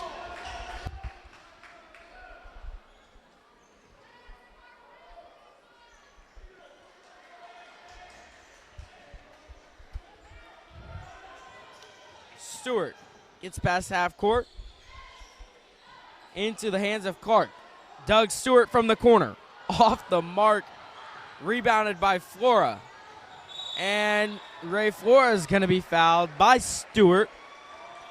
That looked like it was a frustration foul right there. He missed the three pretty badly. And then now he has 4 fouls. Well, Doug Stewart, after that last foul against Eli Isaacs, he was almost ripping his hair out because he completely disagreed with the call. And a lot of times, I saw it in the second game of the Kingman tournament, the refs can be the one to get in your head. And I think that's kind of what's happened to Arc City, is that they're fouling more, and so therefore the refs are calling it more, and it's really getting in their head. Off the mark on his second free throw was Flora. It is a 3-point ball game. Phillips was playing good defense, but he'll be called for a foul. So I believe that's Phillips' 4th foul too. No, excuse me, that's his 3rd personal. Team foul number 9. It'll be a 1-and-1. After a timeout, we'll be back when play resumes.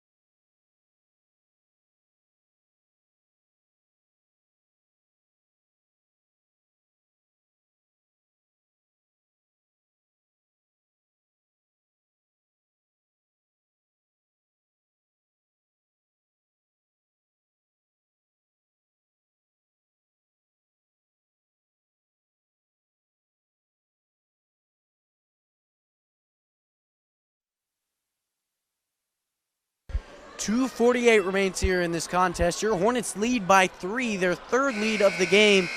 And here to shoot a 1-and-1, that's Andrew Schnackenberg after Gabe Phillips' foul right before the timeout. Here's Schnackenberg's first, and maybe his only. The shot is up and rinks on through, so he'll get a bucket and another shot. He's 2 for 3 from the line.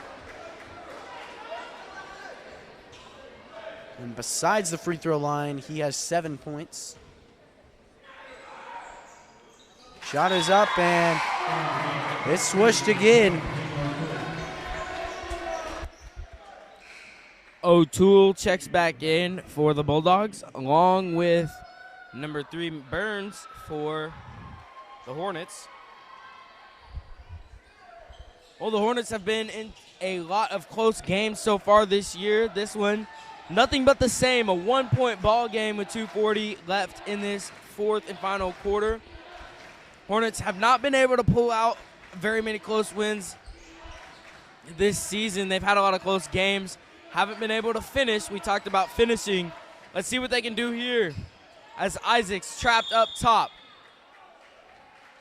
It'll be a timeout called by Coach Unruh and the Hornets. We'll be back in a moment.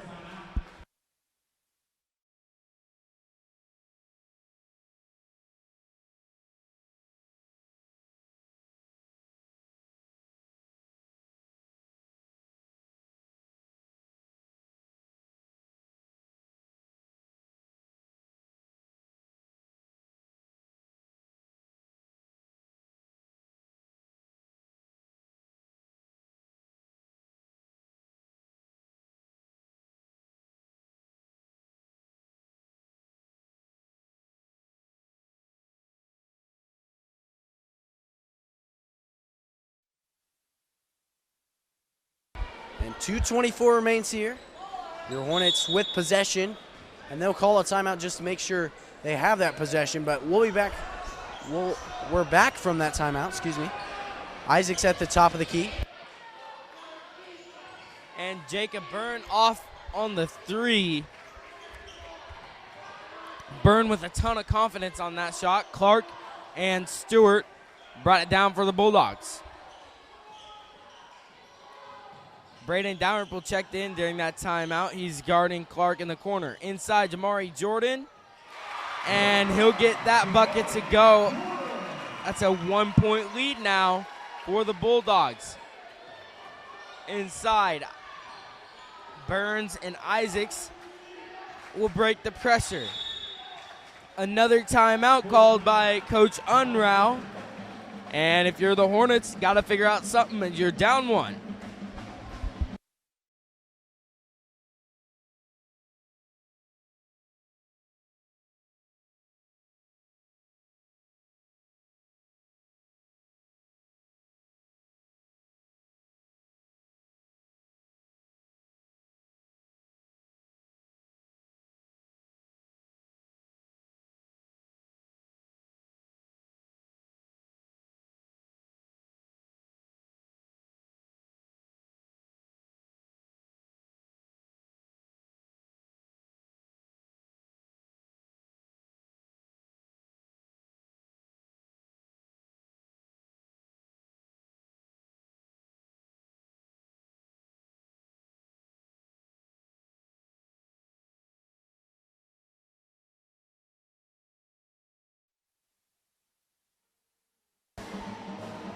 So we're back after that timeout. On the floor is Isaacs, Byrne, Burns, Phillips, and Gray.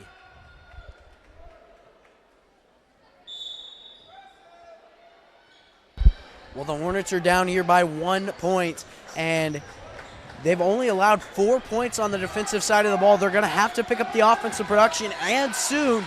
They produced 17 points last quarter and only 8 this quarter. There's a minute 25 left, and they have to find some way to pick up their offense.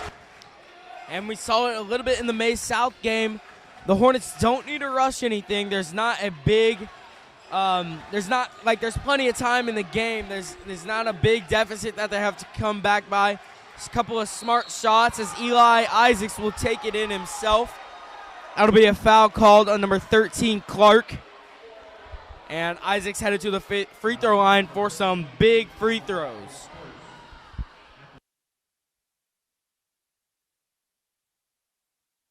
Here's Isaacs, his first of 2. It's up and good. He's 3 for 3 in the fourth quarter. Perfect time to hit your mark from the free throw line. And there he goes, sinking another one. Checking in here is Braden Dalrymple for the Hornets. Going in for Gabe Phillips with 1:07 remaining here. So Isaacs at the top of this 1-3-1. Stewart got it to Jordan. And they're going to get a timeout by the Bulldogs. A lot of timeouts, 52 seconds to go. Stay tuned for an exciting finish.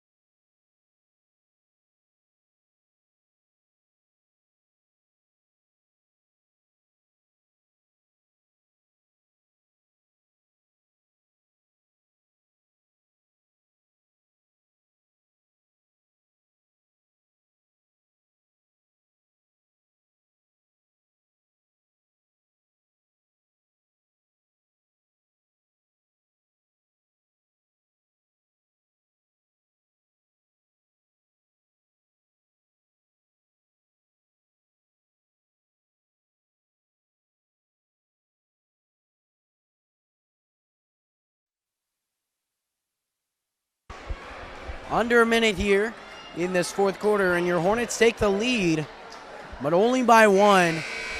And they have to do everything to protect this. A full timeout means something special's coming from the Bulldogs. We'll see what that play is. Well, instead they'll get it back to Caden Clark. Everyone on defense has their hands up. And it'll be a foul called on Mason Burns. That'll be it from him tonight. Mason Burns, I believe that's his 5th personal. A lot of Hornets in foul trouble with these 44 seconds left. Isaacs and I believe Phillips. I think Phillips has 3, but can't foul out in this crunch time, so Isaacs has to be careful. Well, I know you don't pick who to foul, but Jamari Jordan definitely not the guy to foul, as he's 7 for 8 from the free throw line tonight. An incredible percentage. First shot is up and off the mark, and they needed that break there. Now the best he can do is tie it. We'll see what he does with this shot. I think that was a little bit of an announcer's curse right there. You should maybe keep talking about his free throw percentage. But he makes that one. Tied up at 48 with 44 seconds left. Isaacs in the corner, trapped. Got it to Jacob Byrne. And Byrne on the ground in pain as he got hit hard from Jamari Jordan. Luckily, Braden Dalrymple was there to save the day. We'll be back after an injury timeout.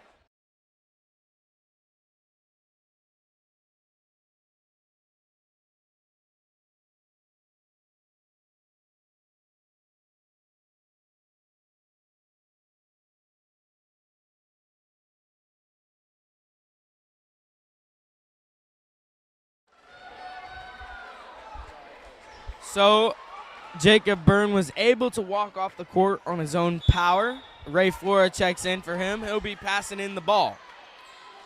Look, Hornets can't seem to catch a break. Not only do they have players in foul trouble, but then you lose a player to an injury, one of your best three-point shooters, and that's really got to be tough, especially in crunch time like this. So they're going to have to find some way to make up for that. Time ticking away as they'll likely take the last shot of the game. Here's Phillips at the top. This gym is loud. Isaacs trying to make a move inside. And it'll be a timeout. Timeout called by the Hornets. They're going to get the last shot of this ball game as long as they don't turn anything over.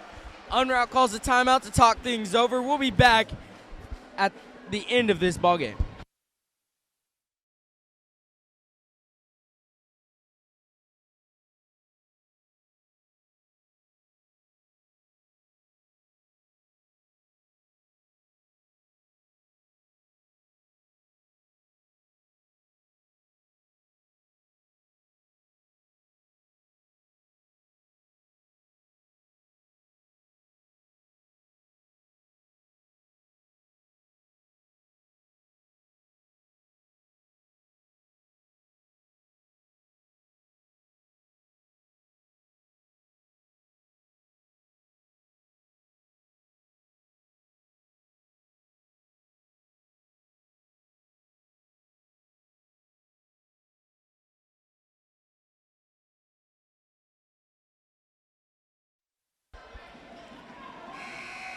Well, the Hornets have the ball with 9.3 seconds to go. Braden Dalrymple, Braden Gray, Eli Isaacs, Gabe Phillips, and Jacob Byrne on the floor. Isaacs going to take it in himself. No good on the first and the second attempt. Isaacs and Gray both miss. And there's going to be a timeout called. Not sure how much time is going to be on the clock, but it will be Arc City ball. As of right now, off of a timeout, we are tied at 48. We'll be back when we figure out what's going on.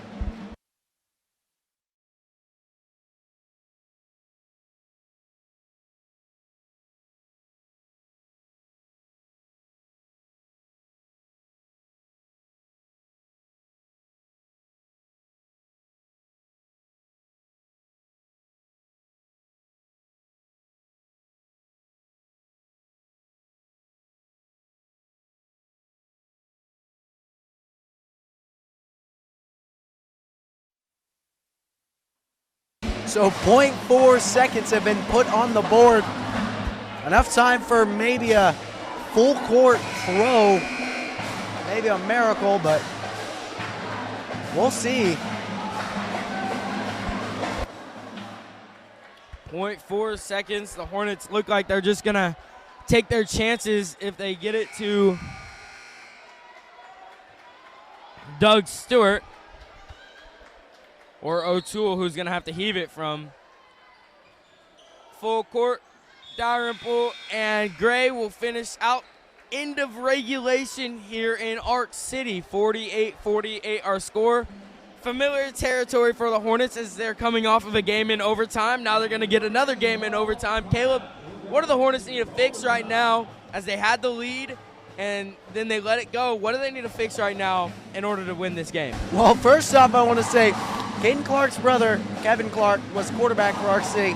So I got a little bit worried there that he was going to make that full court shot, just knowing that his genetics, he's got quite an arm. But no, I think the Hornets need to pick up their offensive production in overtime. They struggled with offensive production, only producing 10 points compared to, I believe it was 5 points of the Bulldogs. And so they easily could have won this game had they picked up their offensive production, but they didn't do that. And another thing, in overtime against Mays South, one of the biggest reasons they lost, it looked like it was going to be a back and forth overtime, as most overtimes are, and then the Hornets missed a shot, and from there, Mays South just took over. They scored, Hornets failed to score, and then Mays South scored again. So they're going to have to continue producing on offense if they want to get a win in overtime here. And with producing on offense, I would go with they can't rush things. You know, it's a 4-minute overtime. Time is valuable in basketball, but reality is there's a lot of time, and the clock seems to stop a lot in basketball. So the Hornets don't have to rush anything in this overtime. And already Jamari Jordan got the ball, tries to attack fast. It'll be a foul on Ray Flora.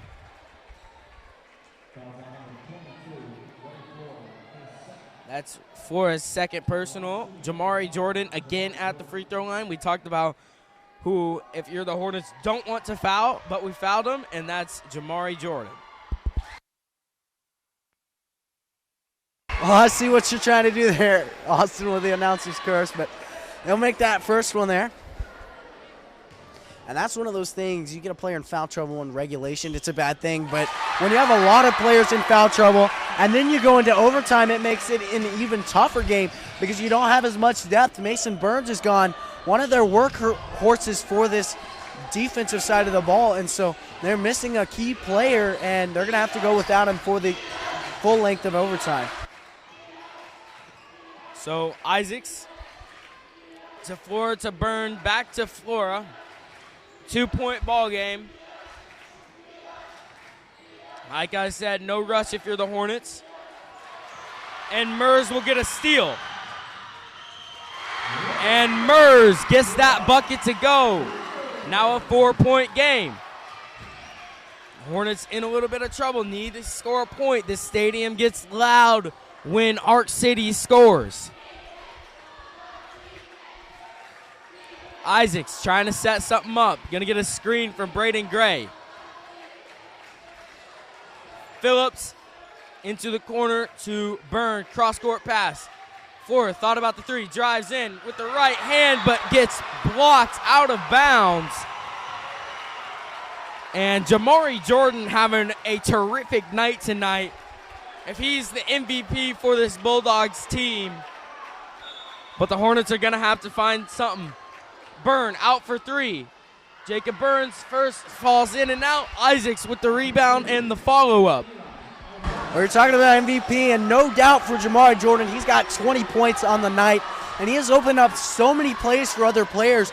Those 20 points don't tell you the full story of this game. He is just an incredible player and a key factor to this team.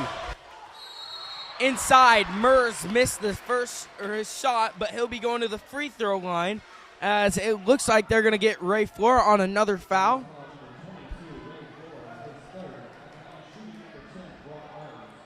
Here is Brock Mers.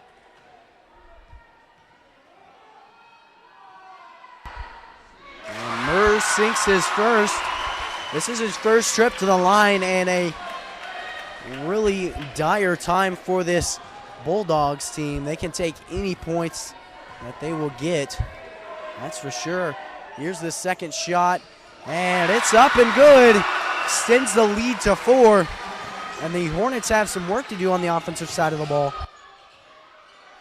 And Phillips got a good cross-court pass to Isaacs. He's going to bring it up the floor. Clark and Isaacs going in. No good on his first attempt, but Braden Gray will be fouled. Going to the free throw line is Braden Gray. These are 2 big free throws for the Hornets. Gray, not the best free throw shooter, but we talked about how he's improving. Let's see if he can make these in crunch time. Well, key player fouled out there, Doug Stewart, his 5th foul. Here's Braden Gray. He is 2 for 4 from the line, and he'll be shooting 2 right now. Into the game here is number 24, Taylor Kilpatrick. And first shot is off the mark. Let's see what Gray can do with the second one. But both of these shots are very needed for the Hornets. We'll see how they react. Without the first, he'll make the second. So they'll put it within a 1-possession game. Braden Dalrymple checks in for the Hornets. And they're again running that 1-3-1 press. They want to put all the pressure on the ball, force a turnover, because that could be huge in hopefully getting the Hornets at least to tie the game. And Isaacs will get the steal. He'll be one-on-one with Kilpatrick. Goes up with the left hand. Off the mark. And Eli Isaacs will be going to the line for the Hornets.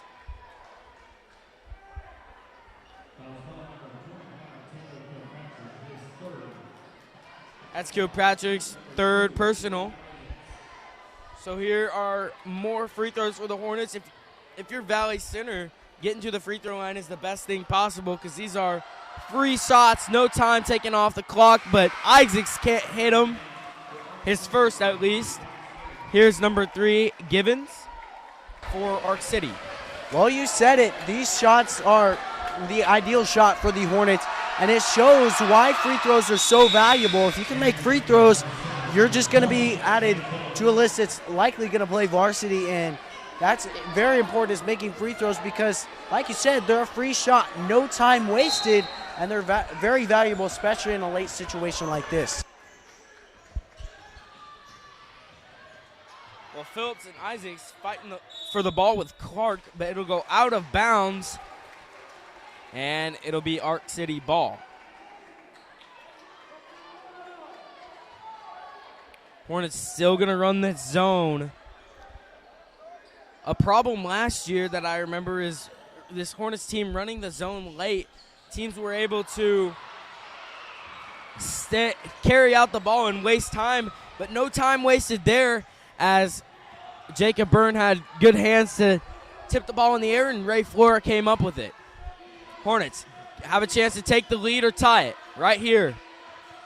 Byrne inside, got it to Gray, out to Isaacs. He's going to take a 3 off the mark. Rebounded by Phillips underneath, and Gabe Phillips, no good on the shot, but he'll be going to the free throw line for the Hornets. So Valley Center's kind of gone ice cold from the field, but they're making up for it with drawing fouls and getting to the free throw line. 2 for 4 on the last couple attempts by Gray and Isaacs. Let's see what Phillips can do. Gets the first one to roll in.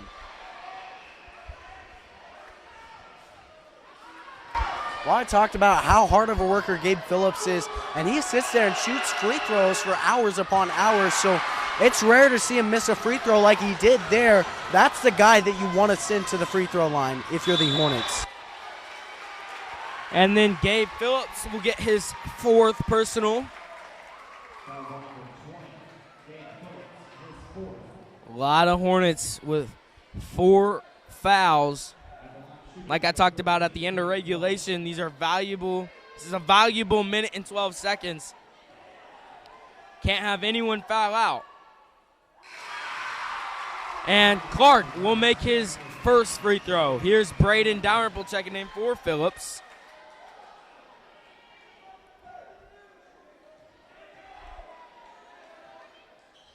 And Clark gets his second to go. 3-point ball game.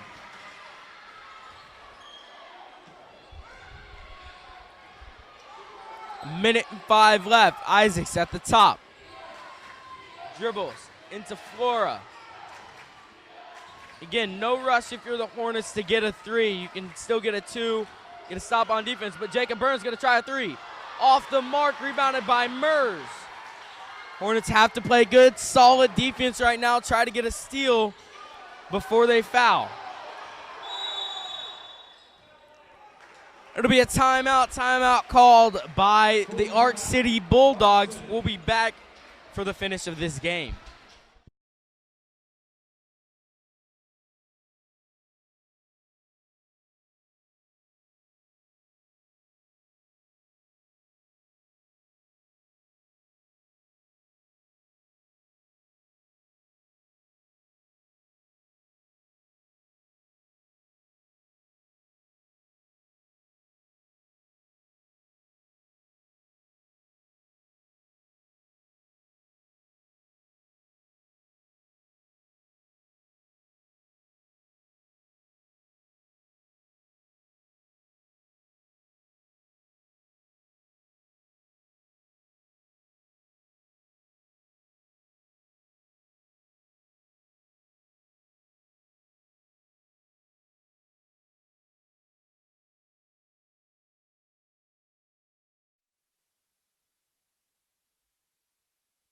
.41 seconds remain here in overtime, and the Hornets at least trying to force a second overtime, if not win the game.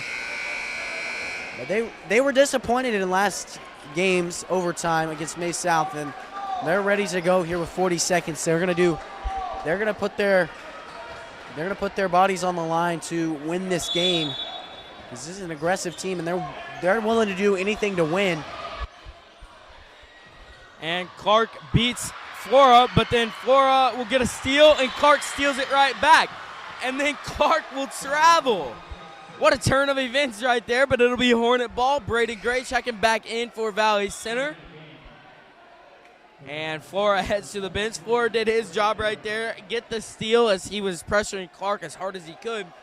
You know, I was just about to say, if you're the Hornets, you may want to man up on somebody, and then that 1-3-1 defense caused a turnover, so no complaints there. And it'll be a timeout called by Coach Unruh and the Hornets. 7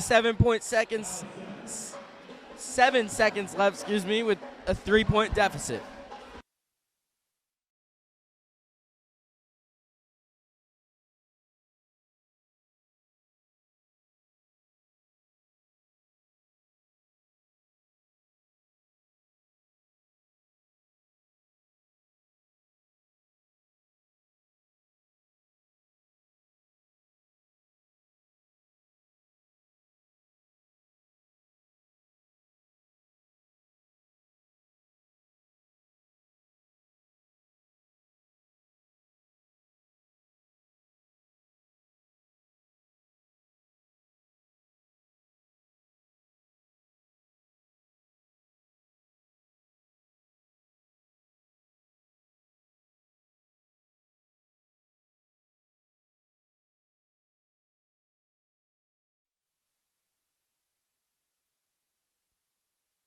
.27 seconds remain here in an OT1, and your Hornets looking to push an OT2 or take a lead with 27 seconds.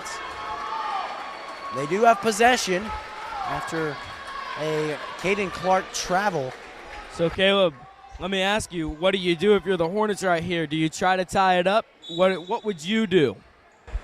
I'm gonna be honest, like one game I specifically remember was a May South game where they took a last-second jumper to win it, and I'm saying you wait and take the last shot. You trust your best guy, Jacob Byrne, to take that shot. And I mean, yeah, just like that, you draw free, you try to get free throws, because that's what they've done a good job of in this overtime. And that's 3 points right there. No seconds wasted. And they had the chance to take that last shot and even win it rather than tie it. So Byrne at the free throw line. And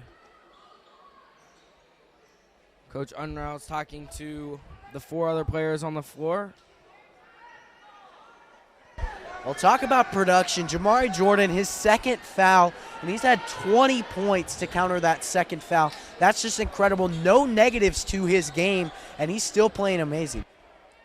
And if you want to talk about filling the stat sheet, also has a bunch of rebounds and a bunch of blocks tonight. So Jamari Jordan played a great game.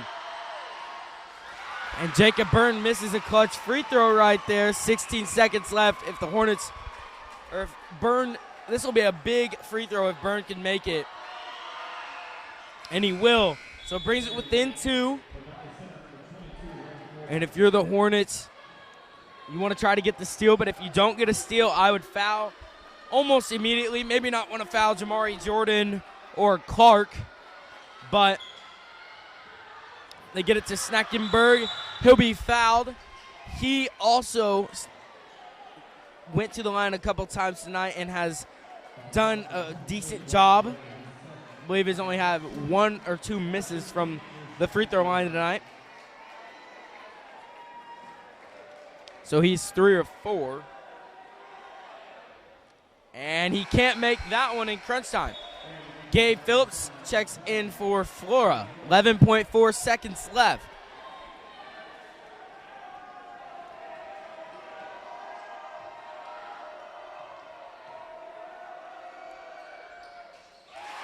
But he'll make the second 3-point ball game.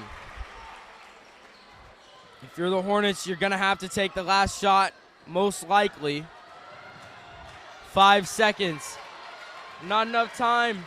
Isaacs thought about the 3. Braden Dalrymple to end it, and Dalrymple misses. So it'll be a 57-54 win for the Arc City Bulldogs. Your Hornets lose in overtime once again. That'll be it from me and Caleb from the studio and Hornet Studios. We'll be back this Friday at home versus Andover Central. See you then.